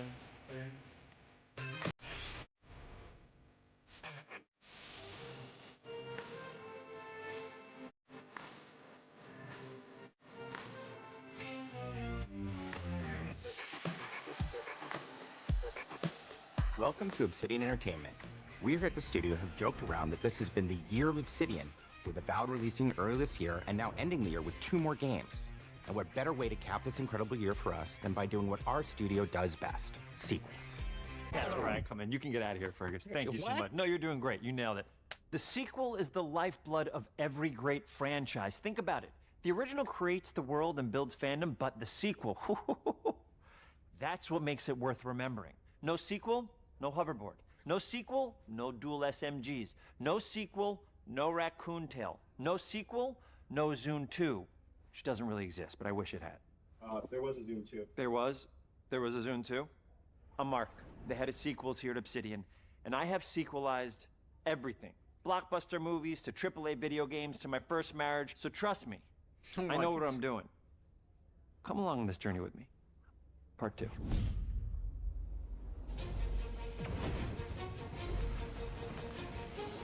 Isn't that the guy that voiced Sonic? Or am I a different person?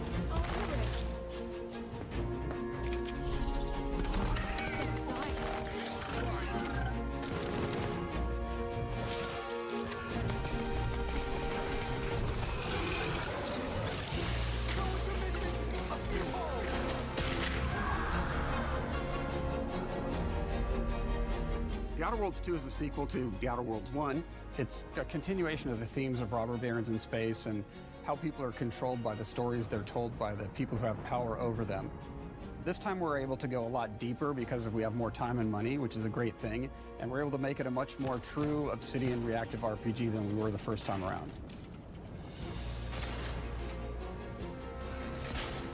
So we're going deeper and more complex with everything for this sequel. Deeper story, lore, RPG interactions, reactivity, all the things we've been known for as a company. It's really a complete realization of everything people want from an Obsidian game. Surprisingly, this is the first time in over 25 years that I've had the chance to do a full sequel for a world that I helped co-create. It's really just a fantastic opportunity to explore and expand the universe in interesting ways, and to go even further with the themes of how people are affected by living in a dystopian corporate reality. You can shoot your way through it, you can talk your way through it, you can sneak your way through it. And so no matter what kind of play style that you like, this is just an awesome franchise and an awesome game to jump into, even if it's your first one. The first Outer Worlds was a great base to start from, as it has all the elements of a great Obsidian RPG. Interesting characters, deep worlds, important choices. In the Outer Worlds 2, not only did we want to double down on those elements, but we wanted to give players even more of it. We've also put a lot of investment into skills and traits that impact things like combat, conversations, and areas that we call RPG interactions, which are the part of the world where players can use their specific skills, perks, and backgrounds to solve problems in unique ways in our new, bigger worlds.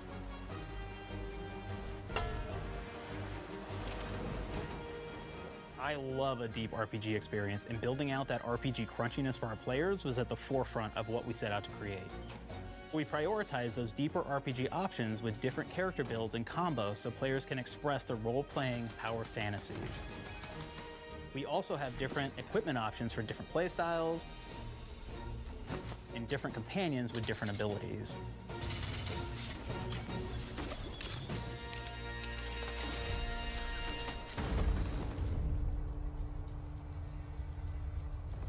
In the first Outer Worlds, you start off as the Stranger, which was basically a blank slate to build on top of with various attribute points that would begin to define your personal experience in the game.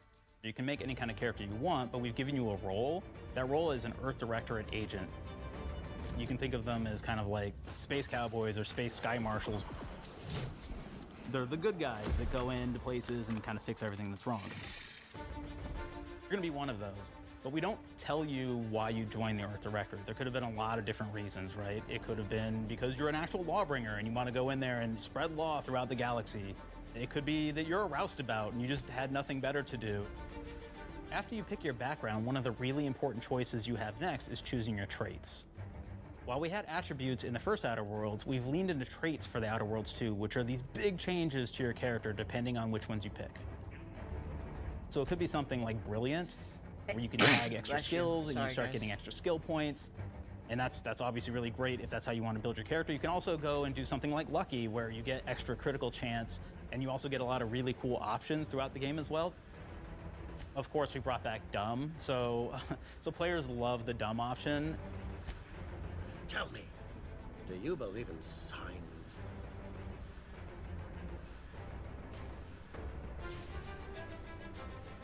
Not quite what I meant, but I like your contempt for boundaries. I could put your adventure spirit to good use. You get like lots of really cool, fun conversation options in the game, but we took that even further. And again, there's lots of elements in the game where you can be dumb and use that for something. It could be something as simple as banging on a machine to get it to work.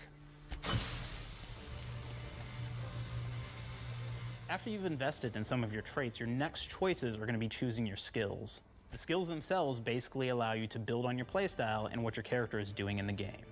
That will be everything from playing stealthily to speccing for an explosive specialty.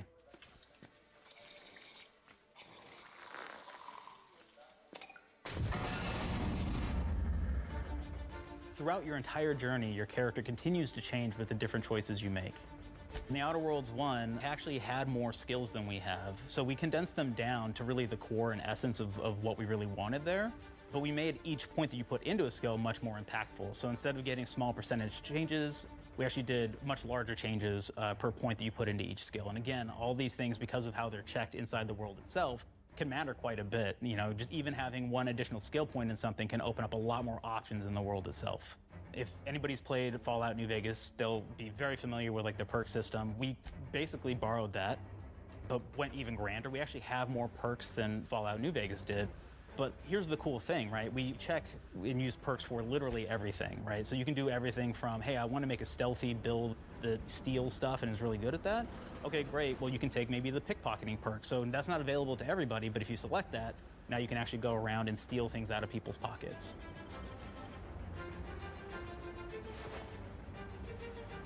There's another perk called heavy-handed, right? Where say you're a melee person, what this does is now your power attacks that you use actually knock people down. Oh man, I really like the serial killer perk. As you start killing people, they will drop hearts. And you can take those hearts, and essentially you're taking these trophies, you could say, and it's actually giving you a permanent health bonus every time you do it. We have this perk called Assassin. Now, this is an early game perk that you can take, which every time you stealth attack an enemy, you're actually going to get a movement bonus for a certain amount of time.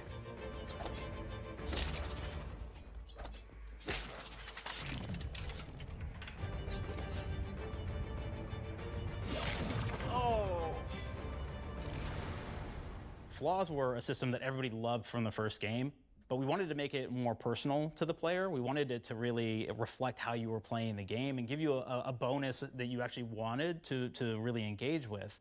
With the flaw system returning, we knew we needed to go bigger, better, and more real than ever before. So, we turned to the team. I told them, no bad ideas. Give me what you got.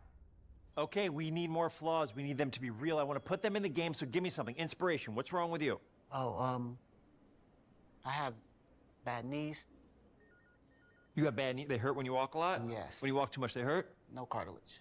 Sounds boring. Makes you sound like a boring person, but it's in the game. I know it. It's a good flaw. What about you?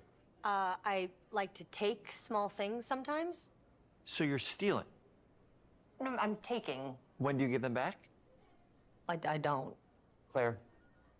Claire, you shouldn't be stealing. What are you doing? You shouldn't be stealing, Claire. Tiny crimes. Tiny crimes? Do you hear the second part, though? It's a crime. Well, You're stealing. Claire, that's wrong. You can't steal things, okay? But it's an amazing flaw, and I'm putting it in the game. But you're a bad person. And are you the one that took my stapler? Do you need it? Yeah. Give it back. Okay. Please. You, what do we got? Flaw. I like to stare at the sun. How long did you stare at the sun? Just lunch break. An hour? Oh, I only get 30. You guys get an hour? I get an hour. Oh. Makes me feel energized. How many fingers am I holding up? 3? No. Anything else? We'll put it in the game. We'll put it in the game because I feel bad for you. Anything else? One of my favorite flaws is something called bad knees. It will actually give you the option to take this flaw that'll make it so that you move faster throughout the game. But the problem is, anytime you stand up, your knees are going to make a loud popping noise that makes it so that, well, everyone around you is going to hear you. There's one called Kleptomaniac. This is really interesting because what it does is when you steal something, you can actually sell it for more bits than normal. And like that sounds really great. The drawback is sometimes when you're looking at things in the world that are owned by somebody else, you'll automatically steal them. So you have to be very careful about how you use them. One of our more wacky perks is the Sun Gazer Flaw, and it just gives everyone cataracts while playing their game. So everything becomes like light shafts and blooms and hazes, and makes the game pretty unplayable if you happen to choose that perk. If you happen to be the type of player that habitually reloads your weapons like I do, well, you'll be offered the flaw of over-prepared.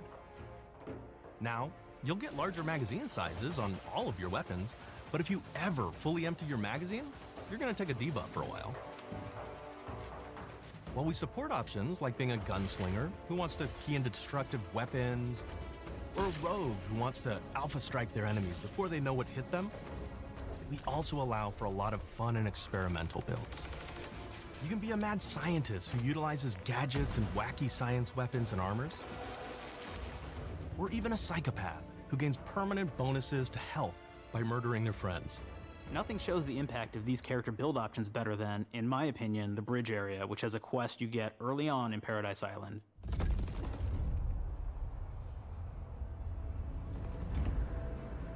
Not only do you kind of encounter this very early, and it's a very core one to the story, but it really expresses our philosophy of allowing the player to solve problems in a bunch of ways.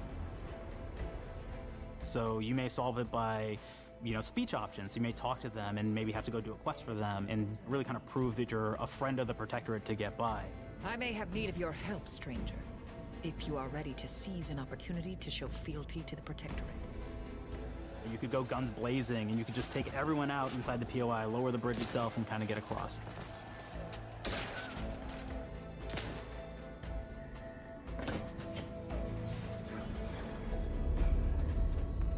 You could sneak in, lower the bridge, and then actually sneak in under the bridge to get over to the other side.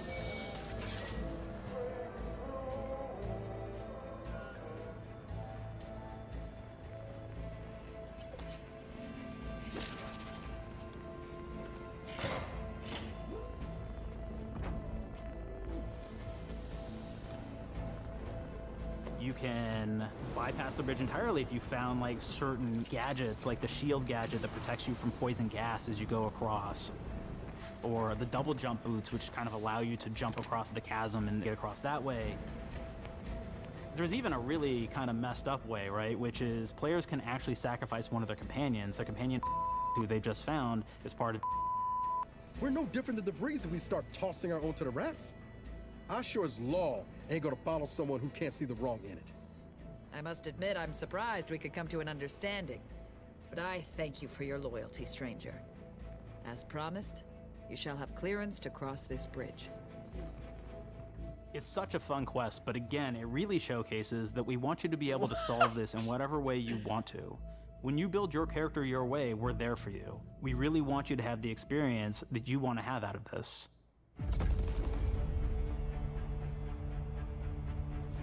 From the very beginning of our discussions about the Outer Worlds, we really knew we wanted every game to take place in a different colony. This lets us expand on all aspects of the universe. Every colony can be its own thing with its own flavor, and we can center them around anything we want. Any ideas or setting we're interested in.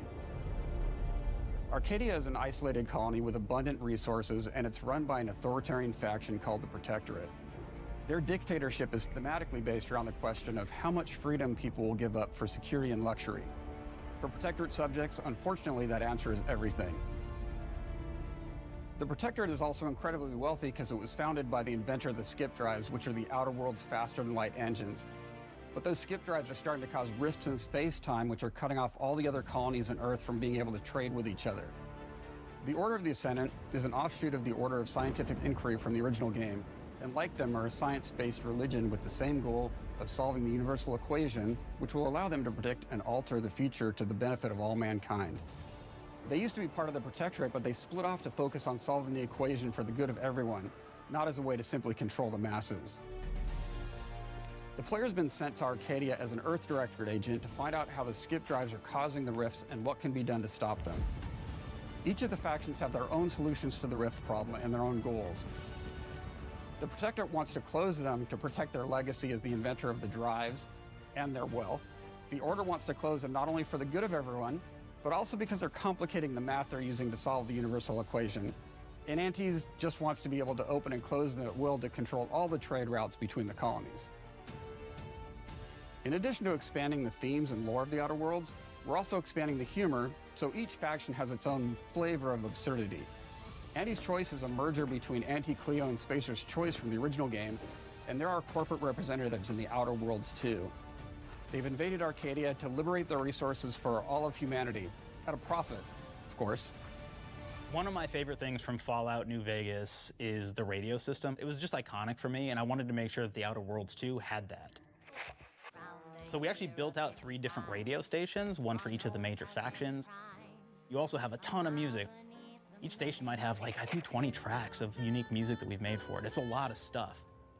But the really cool part about this entire thing is that we actually put a lot of reactivity into the radio. So it will respond to the things that are going on around the world that you've been interacting with. So if you go into a location, let's say you solve a problem for the Protectorate folks, if you listen to the Protectorate radio station, they're gonna be cheering you on as a hero.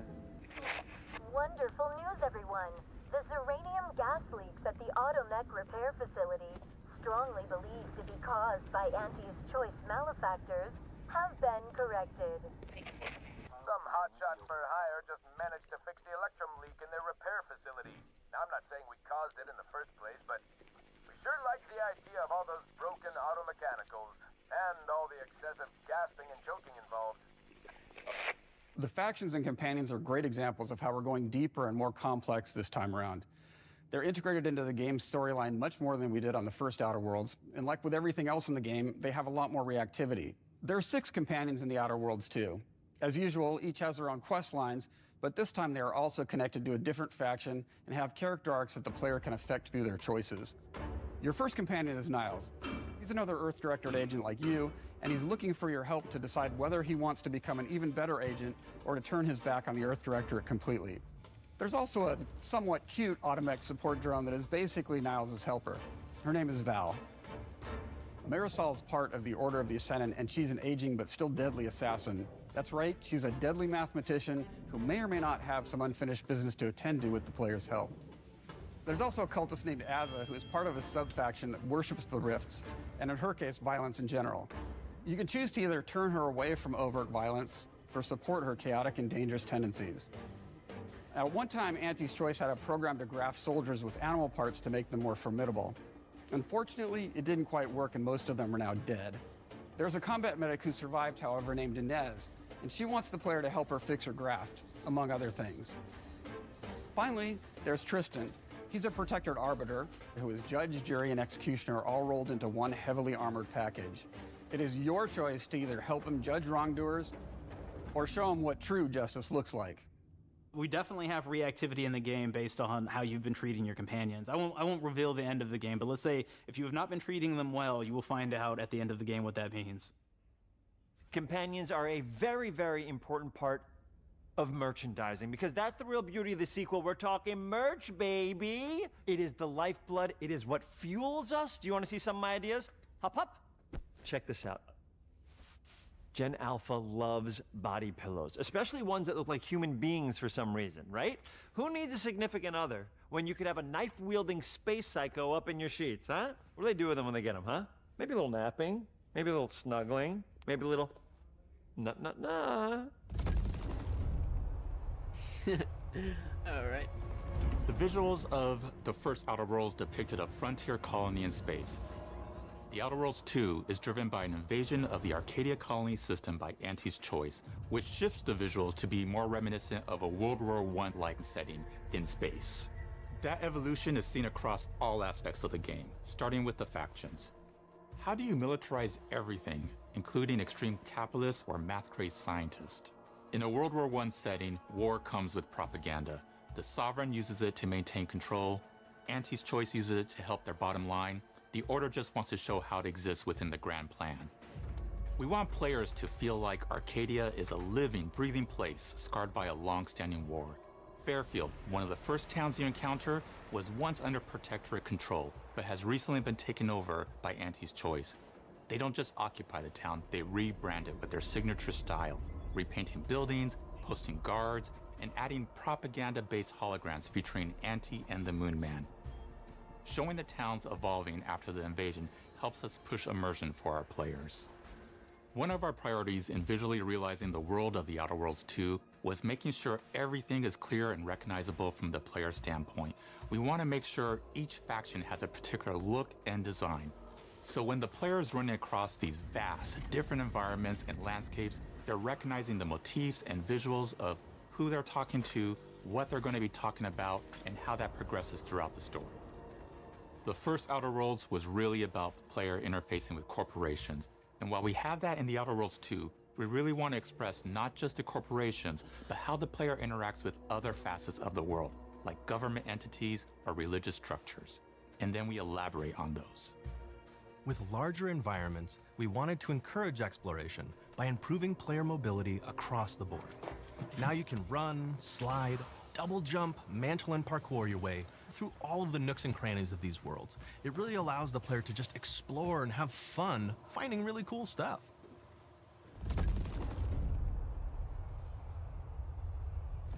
We've aimed to make everything in the Outer Worlds 2 better from top to bottom. The RPG elements were the start, but that's touched our story, our art, and especially our gameplay.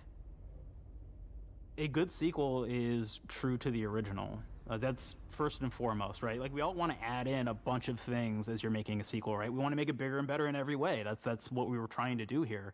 And I thought, we did not need this consultant. We've made enough sequels. We understand how to do this. And I will say, I don't think it's been entirely successful. I am very proud of the combat improvements we have made in the Outer Worlds 2, thanks to my patented combat system. You may be thinking to yourself, it can't be that good? Shush, what are you even talking about? You haven't seen it yet. Watch this. Put a helmet on, because I'm about to blow all of your minds with my COMBAT system, combat system. My name is Mark, I'm the head of sequels. Shall we begin? You're thinking, what's C for? C, capitalize the fact that the people loved the first game. We're gonna take those people, we're gonna make them buy the sequel, giving out pounds, pounds, pounds. Quick ones, ha, ha, not you, Dev. Here we go. What comes after C? O, optimize for player satisfaction. I am terrified of online gamers, okay? I wanna make them happy, so let's, okay?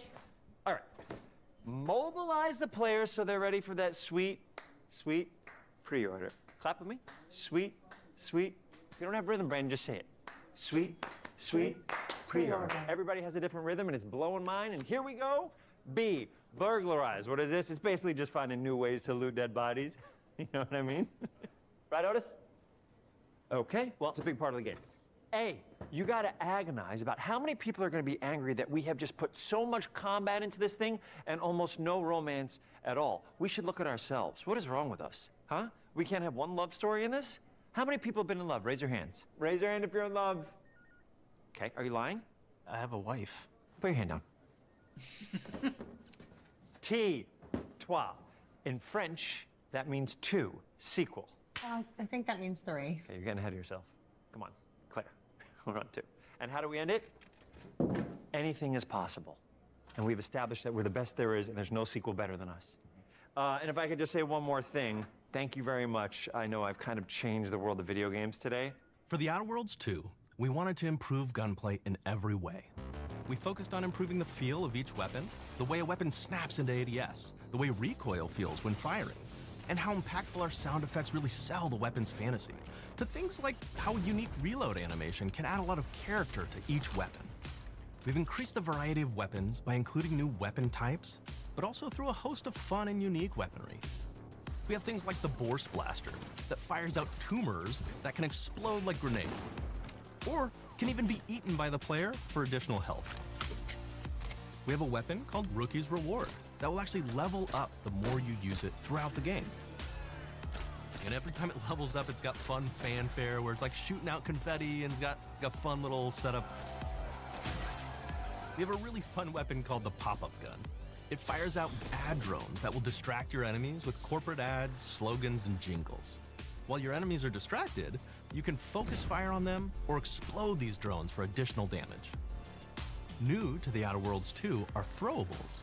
So you can use frag grenades to flush out enemies, smoke grenades to camouflage and escape, distraction devices to bait enemies into a stealth attack,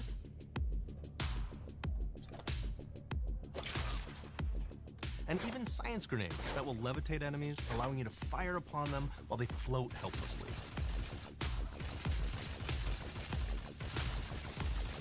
And of course, science weapons are back. We have returning favorites, like the Shrink Ray. This time it's been upgraded so you can shrink your enemy down to the size of a sprat and run over them, exploding them into bits. The Shrink Ray, that was probably my favorite one from the first game, so we brought it into the second game, but we improved it though. So instead of shrinking your enemies for a short period of time and having them re-expand, this time they stay shrunk, and we actually added in the ability to step on them and kind of squish them and kick them, because we knew that that was the player fantasy. We knew that's what everybody wanted to do. They wanted to step on the enemies, they wanted to kick them, so we made sure to double down on that stuff. In addition to things like our returning favorites, we also have some really fun and unique new science weapons. One of them is called the Armageddon. This one's really cool because it actually shoots out these masses that are like these little arms that will stick to people or cover or all kinds of different things, and they will continue to just hit them until they get destroyed. And we have another one that's just super cool called the Spectrum Dance Saber. This is a melee weapon that actually lets you attack to a musical beat.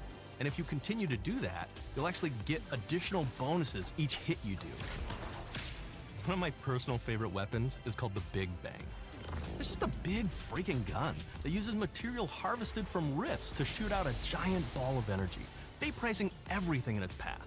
Now, ammo's extremely rare for this weapon, but you can use it in just the right situation to devastating effects. Like another great one is Gary. If you wear Gary, he will lash out at your opponents as you're walking through combat. So we even have science armors, and we've really kind of shown off what we thought was really great for the player from a science perspective. We're all about letting people play the game their way. There are some players who prefer to be immersed in a first-person view, taking in all of the details. But there are others who really prefer to take the world in from a third-person perspective.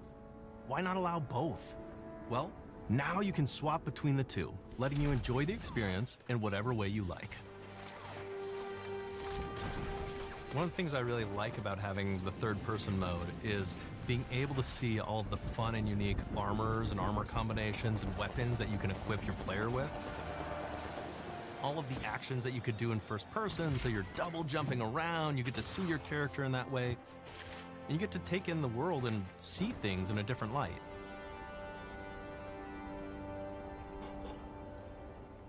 The Outer Worlds 2 is really the biggest game we've ever made. Bigger choices, more reactivity, more weapons, more things to find in each of the worlds the players can visit. The team has done incredible work bringing the Outer Worlds 2 to life, and we can't wait for you to play it. Even though we've always been a multi-project studio, this is going to be the first time we've ever released 3 games in 1 year. It feels amazing to do. We're so excited for more people to be playing our games. It is truly an exciting time here at Obsidian. We're exploring worlds big and small while expanding on franchises that we've created, and we have no plans to slow down. We hope you all continue to come along with us as we do what we do best, make your worlds your way.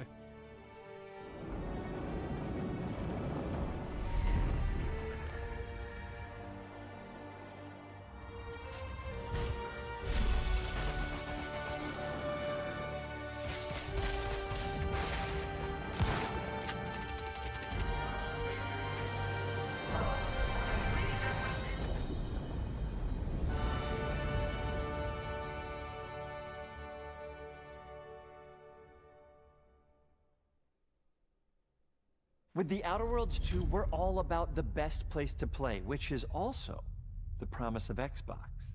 You can play the Outer Worlds 2 on this Xbox, but it may be hard to play it when you're staring at all these beautiful holes. Let's cut that. You can play the Outer Worlds 2 on this Xbox. Oh yeah, now that's Microsoft. Or you can take a phone call on this Xbox, then play the Outer Worlds 2 right after. Excuse me, I'm getting a call. Hello? What am I doing? I'm playing the Outer Worlds. Hello? Yeah, this is Mark. I didn't know I had jury duty today. You could play the Outer Worlds 2 on this Xbox, but it takes 2 people to lug around safely. We're gonna go up to my apartment, okay? And this is an Xbox you actually wear that also plays the Outer Worlds 2. What do you think, Claire? This is amazing. Are you playing? I think so. Fantastic. So now this is actually not an Xbox, so you cannot play the Outer Worlds 2 on it. Can't play anything on this. I guess Bread.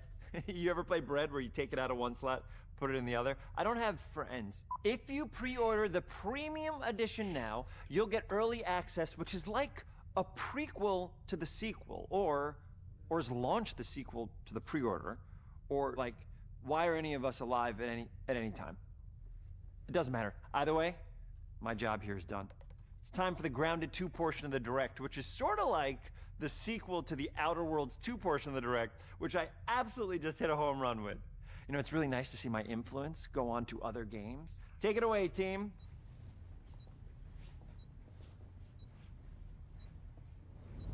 And big exit.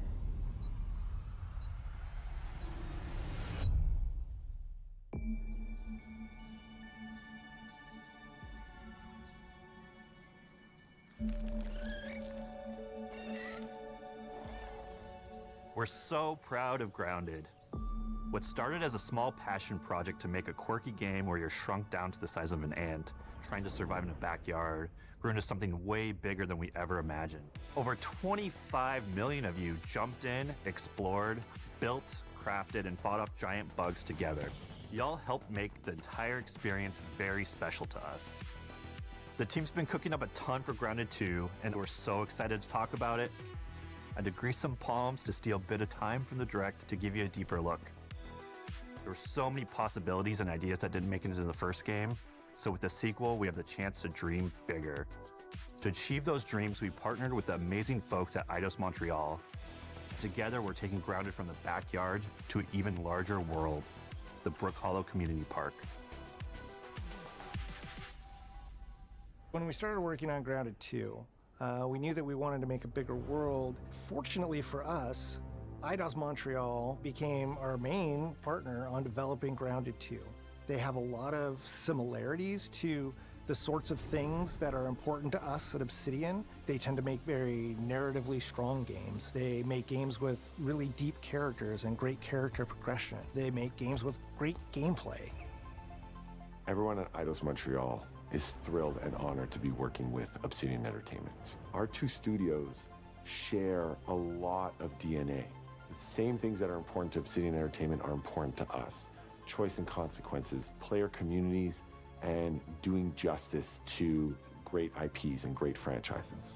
The fact that we're the first partners that they're working with to make a sequel to their franchise feels like we're an important part of their history.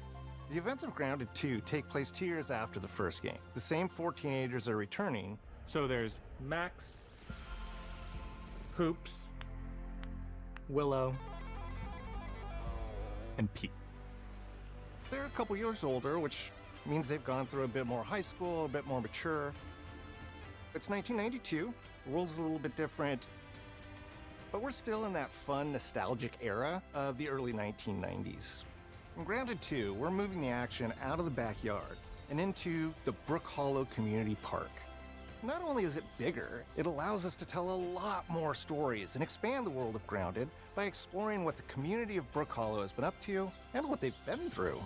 The park overall is about 3 times the size of the backyard, and our initial starting area is actually the same size as the entire backyard from the first Grounded. The reason we wanted to move into a park wasn't just to create a bigger world, but was to give us the opportunity to explore the community of Brook Hollow and what secrets have they been hiding. What we love and what we're excited about in terms of the park is the opportunity to create environments and landmarks that are mundane at normal size, but are colossal wonders when you're the size of an ant. Everything from a giant trash can to a community picnic table or a snack bar. All of these areas come to life in a brand new way. Part of the fun in Grounded 2 is that the park was evacuated really quickly right before our teens were shrunk. And that means that the park has been sort of turned upside down and is in a topsy-turvy state. And that leads to really fun environmental storytelling, but it also leads into the creation of amazing biomes for our characters to explore. One of my favorite examples of this is the ice cream cart. In all of the commotion, the ice cream vendor's cart has been knocked over and its contents have spilled out into the ground. And what this means for our young adventurers is that they'll be able to explore this frozen cave of interesting challenges and colorful Lovecraftian horror. We have one anthill that's actually somebody decided to bury a bunch of toxic stuff in the park. And so there's all these toxic chemicals underground. The environment looks very cool and very spooky with all of these sort of chemical pools. And of course, nothing can live down there except for one type of insect, the cockroach. We're oftentimes reinventing environments, and in future updates, you're gonna see a ton of new stuff. You do a lot of fighting against insects of all shapes and sizes. We didn't just want it to look better, we also knew we wanted to add a new layer of strategy. The changes that we've made aren't limited to tuning animations or adjusting attack or defense numbers or making characters or insects move faster or slower. But we did all that too, but there's also an entire sort of rock, paper, scissors strategy involving light attacks, heavy attacks, and blocking. We've also added dashing as a new way to both get out of danger quickly or jump in for a quick attack.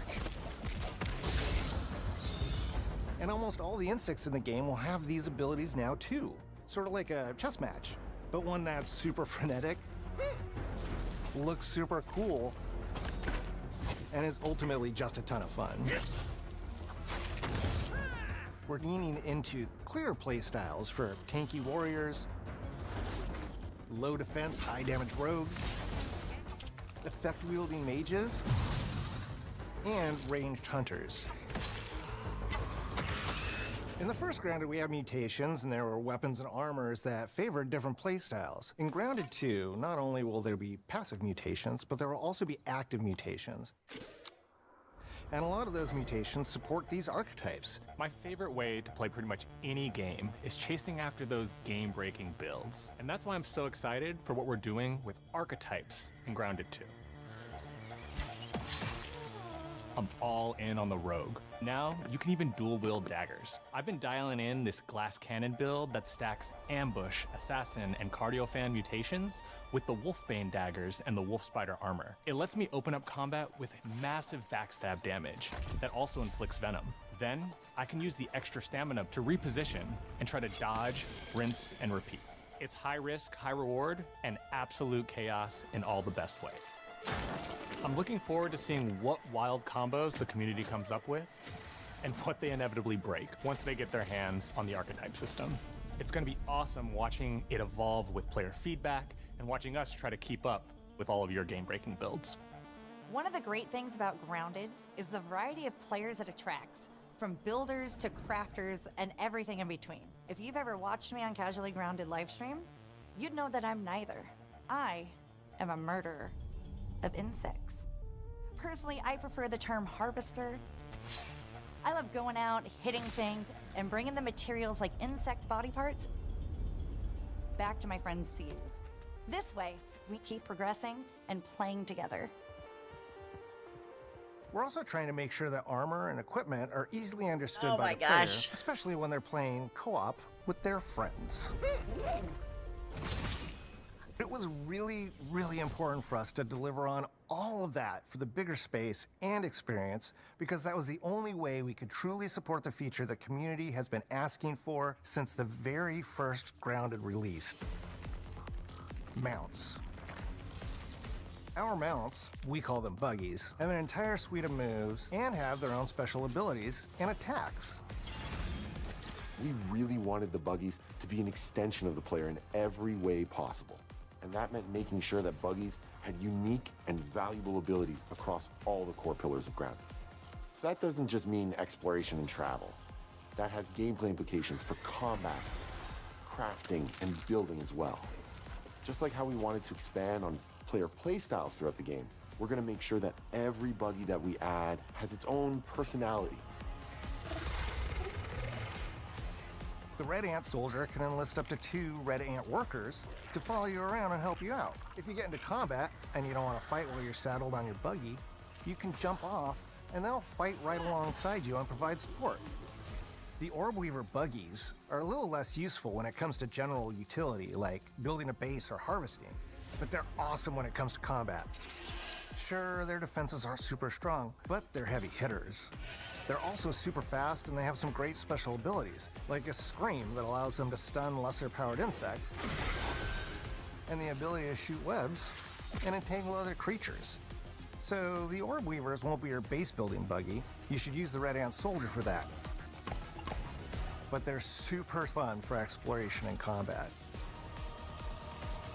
Red Ant Soldiers and Orb Weaver Spiders will be available at Game Preview launch. There will be others in the future, but those are the 2 we're starting with. The connection that our Grounded community has with us is something we want to keep forging with the sequel as we make an even bigger game than the original. Pretty much from day one, we knew we wanted to return to Game Preview for Grounded 2. Sure, it comes with some trade-offs, like the game's not done and it's out to the world, but there's so much value in building it alongside the community. Buggies change how you traverse and navigate the park. What we're doing with Grounded 2 is we're actually keeping zip lines held back so we can see how players engage with buggies, and then we can tweak zip lines to bring them back over time to really complement that buggy experience and make exploring the park far more fun. That kind of feedback loop helped shape the original Grounded, and we wanted to shape the design for Brook Hollow Park, archetypes, buggies, all of it. We also learned a lot from that first time around. One thing that stood out immediately, players blazed through our content, especially the story. That makes sense. Story, characters, world building, that's kind of Obsidian's thing. It's the flavor we bring to the survival genre. So this time, we're starting with a much bigger baseline. There's been an explosion at Brook Hollow Park. Chaos descended on a ceremony commemorating the 2-year anniversary of when 4 teenagers were miniaturized against their will.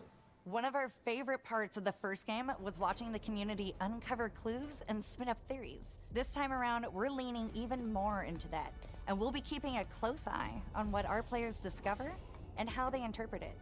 Because you never know what might inspire us as development moves forward. We really started to hit our groove at the end of Grounded 1.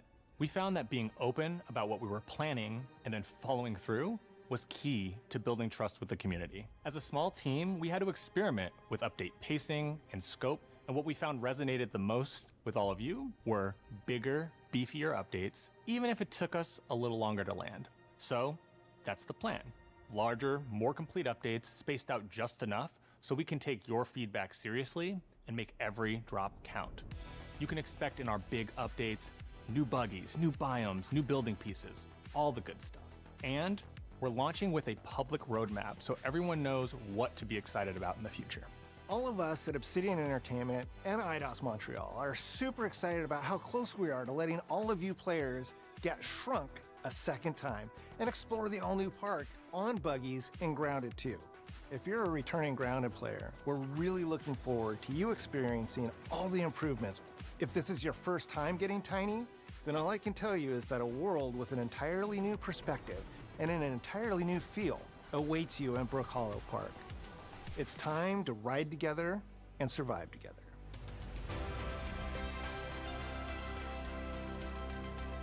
This is that big game. I know it's been a while, but these 2 games have been really good. I like them.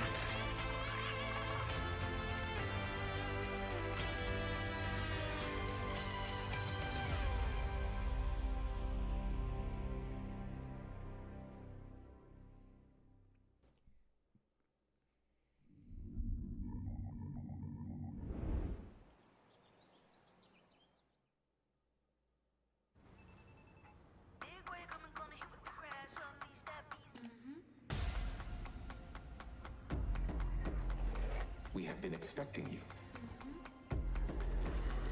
This is where it starts. We can change the world as we know it. Can you handle that? Let's do this. I'm in. I'm here to even the odds. Any objections? Here's to playing in the mud. And when we need their help, they send us a hero. Here we go. Please, follow me.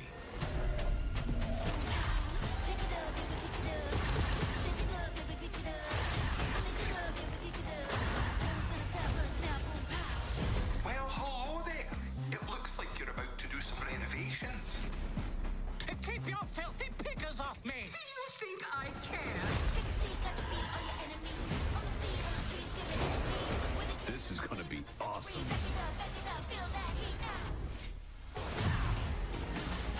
Mayday! Mayday! Hold on to mission control, we're falling!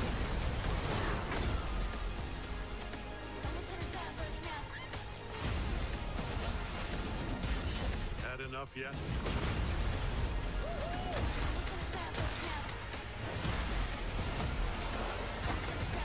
Form up! It's game time, baby!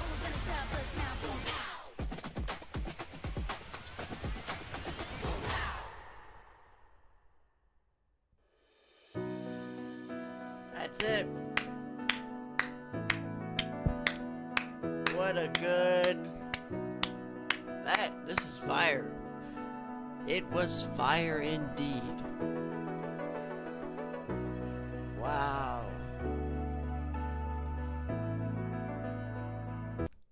That was fire.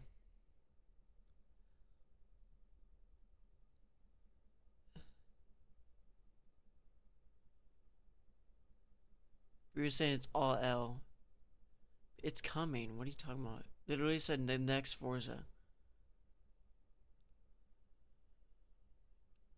I don't care. Anyways, but that's it. For that, people were saying it's L. I thought it was fire. Especially with the Outer Worlds 2 and Grounded 2 and the Gears of War Reloaded, which I know that isn't really, I mean, yes, you could still play it, but like, that's actually pretty good. 4K, all these other things, that's pretty good. I like the new handheld thing, that's pretty good. And people are not realizing that you can actually play Spider-Man on an Xbox with Steam. Crazy. I know people are like wondering like, where's Forza 6, where's Halo? If you did not listen, they said that 25 years, was it like next year or something like that? They literally, so it might be next year that we get like, or a teaser or a trailer where like GTA 6 comes around. That's when they're gonna do it. They literally said, as an upcoming years, we have the new Fable game, the new Forza, the new Gears of War. Like, they said it. They literally said it. Like, when they were saying the 25 years, they literally said the new Forza. Yes, people were like, oh, I want to see the trailer now, or I want to see Halo now. I don't think it's going to be now. I don't think they're going to show it now. I think it's more likely going to be in next year's, which seems right, because that's when... That seems right. Like, that's 3 years until Forza Horizon 6. That would make sense. That would make sense for Forza. So they'll probably show it next year. So it might come out next year. So we have to wait till the next Xbox showcase, which should be next year. So I hope you guys enjoyed this lovely stream. I would get into the Lego Marvel superheroes. I would get back to that. I will. I think the next video, we're just gonna make a whole video of me playing the Lego Marvel superheroes 2. Superheroes 1, not 2. Keep saying that. Instead of just doing separate videos, we're just gonna play it the whole thing. So, hope you guys enjoy this live stream, and I'll see you in the next one.